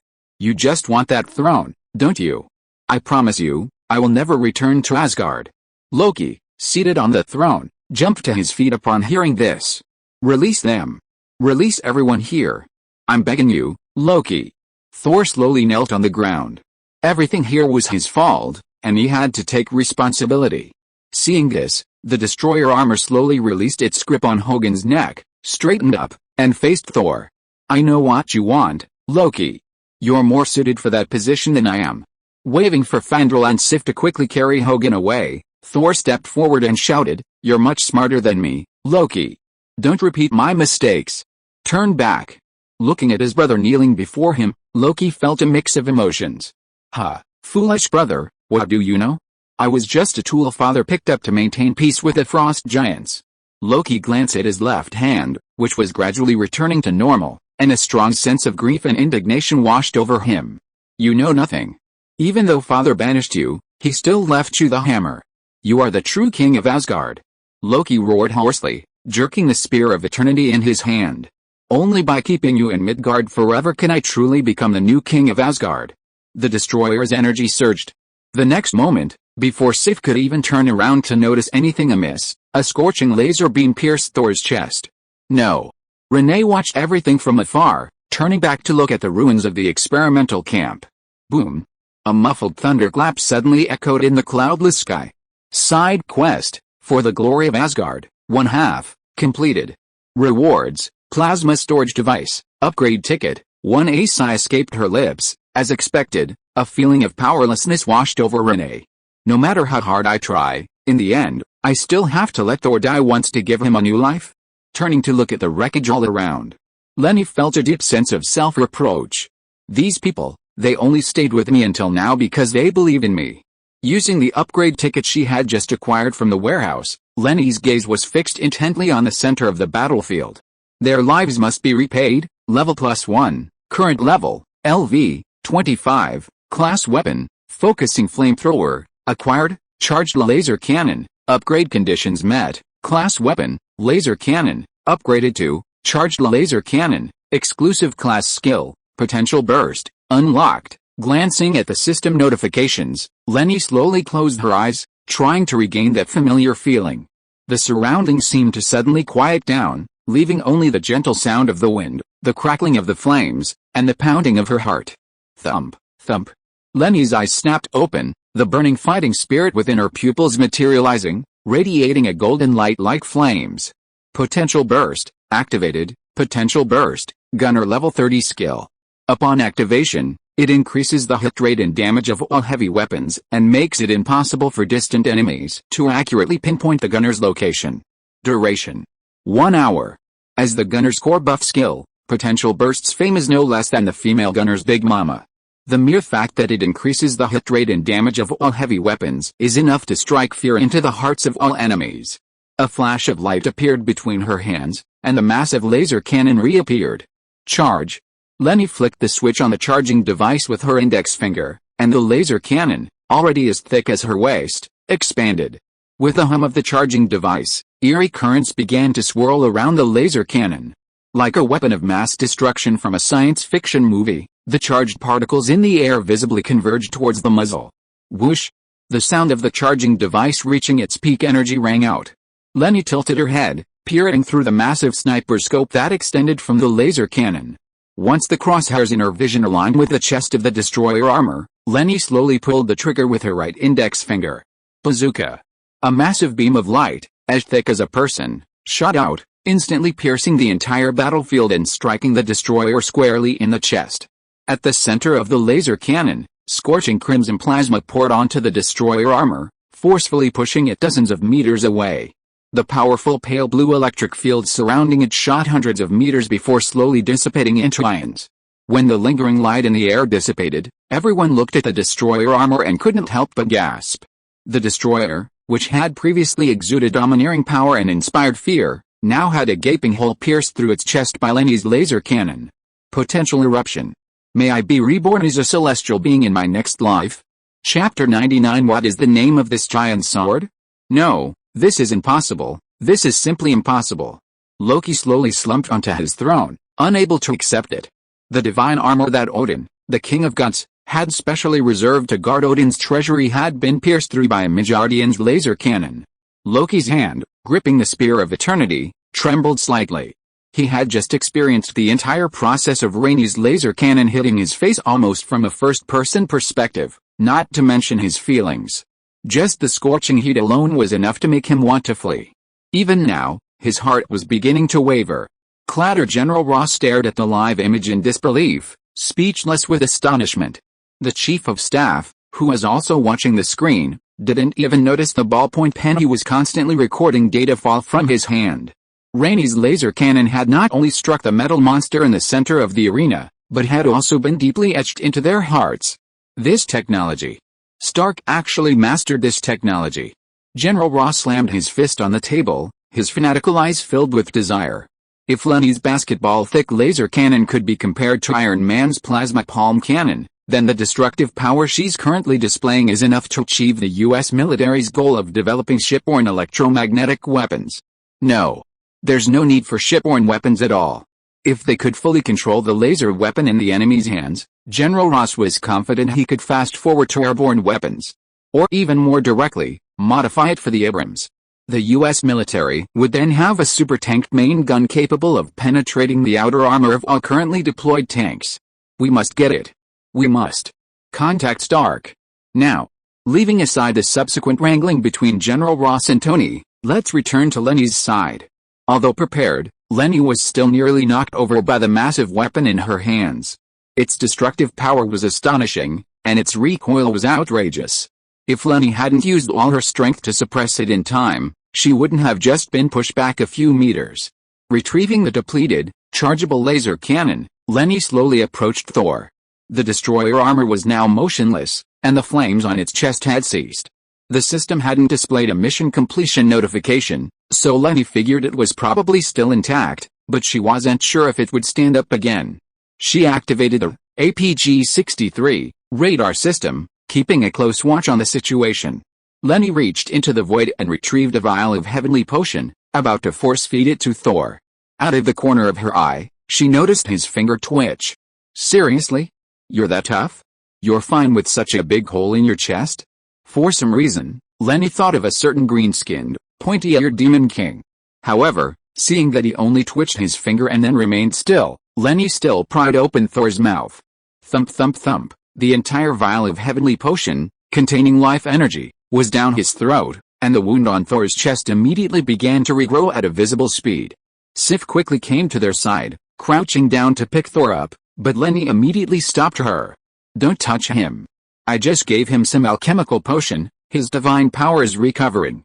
Hearing this, Sif stopped touching him, gave Leni a deep look, and said softly, thank you for everything you've done for Thor. Leni shook her head, unconcerned. Then turned to look at the destroyer armor. It's nothing. Helping you is helping ourselves. Those who died must be avenged. Following Leni's gaze, Sif solemnly picked up the shield. Asgard's top weapon, the armor of the god King Odin.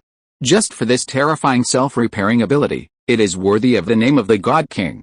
The destroyer armor, which had been kneeling motionless, was now once again gathering scorching energy. Under the scorching flames, it continuously repaired its damaged chest. Can you use that attack again? Sif couldn't help but tighten her grip on the shield, glancing at Thor lying on the ground. No, it takes time to recharge. Leni shook her head. Even if it was returned to the armory, the laser cannon would still take about 5 minutes to fully recharge. Otherwise, it would just be like the previous attacks, only scratching the surface. Hey! You two over there, please carry Thor away. Leni glanced at Thor, who was still unconscious on the ground, and called out to Fandral and the other man not far away. At this moment, Thor had already completed the healing of his chest cavity thanks to the immense life force of the heavenly potion and his own powerful regenerative abilities. It probably wouldn't be long before he was fully recovered. As for when he would wake up, that would depend on when the hammer in the camp flew out on its own. Then what should we do? Sif was at her wit's end. Now she could only place all her hopes on Leni beside her. Next, I'm afraid we'll have to rely on you to buy us some time. Leni glanced around. The only ones still standing were herself and Sif, Clint, without his bow and arrow, Coulson, wearing a coat, the Asgardian duo looking after Volstagg and Thor, Thor's girlfriend Jane, and the S.H.I.E.L.D agent desperately clinging to her. Me? But. Sif looked blankly at the shield in her hand. This round shield, given to her by Odin when she came of age, did give her a sense of security today. But to think that a single shield could withstand Odin's armor was child's play. Leni saw her predicament and smiled. You need a sword, don't you? Before Sif could reply, Leni met her puzzled gaze and reached into the air. I just don't know if this sword suits your taste. As Leni slowly withdrew her right hand, the hilt, inlaid with a large sapphire, gradually became visible in the air. Judging from the long, narrow hilt alone, Sif deduced that this was a two-handed sword. Sure enough, as the rest of the sword emerged, a massive hilt and a broad blade appeared. A golden two-handed greatsword inlaid with several exquisite gems appeared before Sif's eyes. This is a two-handed greatsword? Sif looked at Leni, bewildered. Huh? Yes, a greatsword. Is there a problem? Leni didn't understand Sif's meaning. It was definitely a greatsword, right? Did these things come in one-handed and two-handed versions? In the game, weren't all the female swordswomen one-handed? Sif looked at Leni, then at the greatsword Leni was holding with one hand, and frowned. It's okay, I can try. She reached out and took the golden greatsword from Leni's hand, but the instant she held it, a strong sense of power surged through Sif's body. Incredibly, Sif held the greatsword in her hand and tossed it around. She didn't feel any weight in this enormous, broad-bladed sword. What is the name of this sword? No prize awarded. What exactly is the weapon mentioned in the text? Chapter 100, The Holy Sword, the King's Sword. What's the name of this sword? Sif raised her hand and casually swung the sword twice in the air. The sharp blade easily sliced through the air, leaving two faint afterimages in mid-air. It was clear that Sif had a good impression of the sword. Leni's lips curled slightly as she softly uttered the golden greatsword's true name. Holy Sword, King's Sword. Feeling the majestic aura emanating from the greatsword, Sif nodded thoughtfully. It's a bit cliché, But it's a simple and direct name. Tightening her grip on the hilt, Sif looked at the destroyer not far away. How long do I need to stall? Hearing this, Leni also turned her gaze to the opposite side, her shimmering golden eyes radiating intense light. 4.5 minutes. If Thor doesn't wake up, it might take longer. Sif lowered her body and assumed a fighting stance, her left hand holding a round shield forward, her right hand pointing the holy sword diagonally behind her. Take good care of Thor for me. Leni glanced at Sif, whose gaze was resolute, and sighed inwardly. He won't die, and neither will you. Taking out an anti-tank gun, she fired a final shot at the destroyer's nearly repaired chest before quickly leaving the spot. She had to leave the battlefield to this Valkyrie of Asgard. Thor. Breaking free from the arms of the S.H.I.E.L.D agent who was holding her, Jane Foster ignored the obstruction and resolutely rushed to Thor's side. She immediately began to examine Thor, feeling him from head to toe, but found no injuries. How is he? Fandral and Hogan exchanged a glance. Frankly, neither of them knew Thor's current condition. We don't know, but that woman named Leni said Thor's divine powers had returned, so why isn't he awake yet? Hogan stroked his chin. He had just seen Leni give Thor some kind of potion. I've heard that in Midgard there's a saying that giving a comatose person a kiss of true love can wake them up. I just don't know if it works. Jane listened to Hogan's words with a blank expression. Why did this sound so familiar? Fandral's eyes lit up, and he snapped his fingers. I've heard that too, but doesn't everyone say that only a man giving a comatose woman a kiss of true love can break the curse? Jane finally realized what was going on and gave the two of them a look of exasperation. What you've heard isn't some Grimm's fairy tale, is it? Hearing this, Hogan immediately looked at Jane expectantly and said eagerly, yes. It's called something like Grimm. So there's such a saying in Midgard, right? Fandral also quickly came over, pointing at Jane and then at Thor's lips. Quick. Try it. Just what if it works? Jane rolled her eyes. It would be a miracle if it worked. But when Jane looked down at the still unconscious Thor, she couldn't help but swallow hard. Logically speaking, this guy was a prince, wasn't he? In fairy tales, it's usually the beautiful princesses who are poisoned, and then the prince who comes to their rescue offers them a kiss of true love. But what if the roles were reversed? She glanced at the two Asgardian warriors beside God, constantly fanning the flames and urging him on. Finally, Jane could only sigh, let's give it a try. She supported Thor's head and bent down. Seeing this, while Jane Foster was looking down and couldn't see, Fandral silently gave Hogan a high five. Even the unconscious Volstagg secretly gave them both a thumbs up. Whoosh! Seeing the destroyer gather energy again, Sif immediately lunged forward. She wouldn't allow the destroyer to unleash such a terrifying attack again. Behind her were Thor and the others. Next, a scorching laser beam shot out, heading straight for Sif. Knowing she couldn't withstand it head-on, Sif slightly tilted her shield, intending to deflect the laser. However, the instant the shield touched the laser, a burning sensation shot through her forearm. Knowing she was in trouble, Sif quickly looked down. The center of her round shield was visibly turning red. Sif's eyes widened. Her shield, which had given her so much security, was now unable to withstand the destroyer's laser. Knowing she couldn't hold out any longer, Sif shouted a warning to the others behind her. This guy's gotten stronger. The shield can't hold up. Hide. Then, Sif stepped back, letting the laser sweep behind her. At this point, Sif only had one choice, to approach her again and engage in a one-on-one battle with the destroyer armor. Seemingly sensing Sif's intentions, the destroyer didn't continue its laser attack. Instead, it reclosed its visor and charged straight at Sif with large strides. Sif tightened her grip on her greatsword and followed suit. As they drew near, the destroyer launched the first attack, its massive metal fist whistling through the air, aimed directly at Sif's face. Sensing the almost impenetrable force, Sif instinctively raised her round shield. Thud! A deafening metallic boom spread outwards, and Sif was knocked back several steps by the blow. Shaking her arm, which was numb from the impact, Sif stepped forward again. This time, Sif didn't try to block with her shield, but instead spun around, channeling the force of the fist. The shield barely grazed the destroyer's fist, and using the momentum, Sif's right hand gathered power in her holy sword. From bottom to top, from left to right. Taking advantage of the gap in the destroyer's right side as it swung its fist, Sif drew a semicircle in the air around herself. Whoosh! The sound of metal clashing rang out as Sif's strike slashed a gash across the destroyer's abdomen. But this wasn't the end.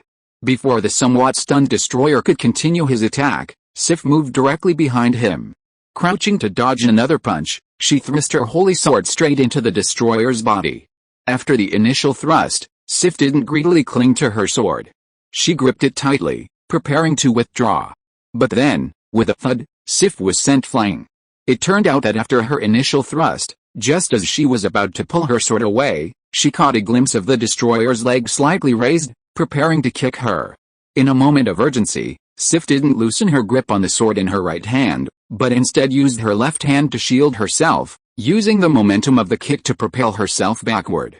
Her holy sword pierced the ground, lowering her center of gravity, and Sif slid several meters after landing, finally dissipating the force of the blow. Cough. Sif coughed up a mouthful of blood, wiping her mouth, but her face showed no sign of pain. Not bad, it doesn't disgrace the name of the holy sword. Reaching out, she pulled a half-buried, holy sword, king's sword, from the ground, a fierce fighting spirit igniting in Sif's eyes. She clearly saw that the sword wound she had inflicted on her opponent's abdomen had not yet healed. Note, the last sentence is a separate, unrelated comment from a reader. End of this chapter. Thank you so much for reading until the end. Don't forget to give it a like. Looking for more exclusive content and immediate access? Subscribe to our Patreon. Remember, every like, subscription or donation encourages us to continue. Thank you all. See you in the next video.